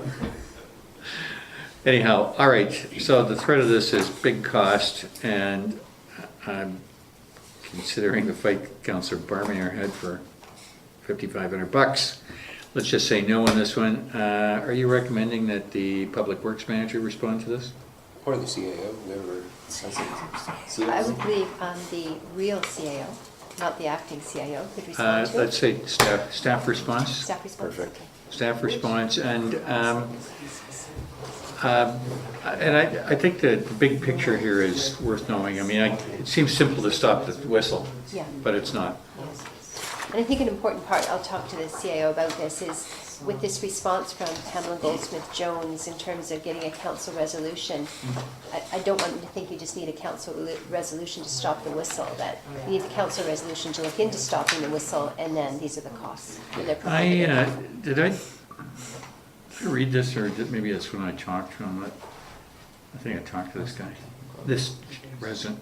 He said this was going on in Port Moody or something, maybe Port Moody or Port Coquitlam or something like that. Well, they'd have the identical problem we would. Yeah. I mean, it'd be a big check and the same line of sight stuff. I would expect any railway crossings in those two locations would have, I don't know. so maybe they, yeah. Okay, okay, Councillor B, keep going. Okay. Next item up, we have resident correspondence. R2 requesting us to recover costs going after the fuel companies. I think we've dealt with that with an earlier item on our agenda, so maybe who would like to contact the gentleman? Would it be CAO or the mayor? Fine, since I'm going to offer to rate the one for R4. R4. Okay. And I believe R3 is essentially the same, if I'm not mistaken. So maybe you could do a package Fine. deal. R5, questions and answers. I think that was sent, provided by the CAO for her benefit, and I think that is adequately answered, if I'm not mistaken. Yes, I think, yes, I answered the McLaughlin ones with Peter. Okay. And then we have Farah Azurdigan on R6. And I think that one's been asked and answered, I believe is finished. Or is there anything further? I didn't pick up on it. That's it. And Multnomah 1, CFO was already referred to, so I guess we're done. Thank you. So I motion to accept the correspondence. Thank you, unanimous. Good, new business, there being none. Public questions and comments. Somebody has 2 minutes if they want. Nope. Then, thank you, then we'll say auf Wiedersehen as we close the council meeting. So the proposed topics for discussion in the absence of public is the Lions Bay Fire and Rescue. And that will be that the meeting be closed to the public on the basis of matters to be considered under the following sections of the community charter. And that's 90, and then 1, a part of a council meeting may be closed to the public if the subject matter being considered relates to or is one or more of the following. A, personal information about an identifiable individual who holds or is being considered for a position as an officer, employee, or agent of the municipality, or another position appointed by the municipality. C, labor relations or other employee relations. And knowing how this will end, I can say council does not anticipate reconvening the open meeting for any purpose other than to adjourn the meeting generally. We will now close. We are back into the open session. Good. 10:09. We have nothing to report out from the closed portion of the meeting. Could I have a motion to adjourn? Thank you. Second, all in favor? Good, we're done.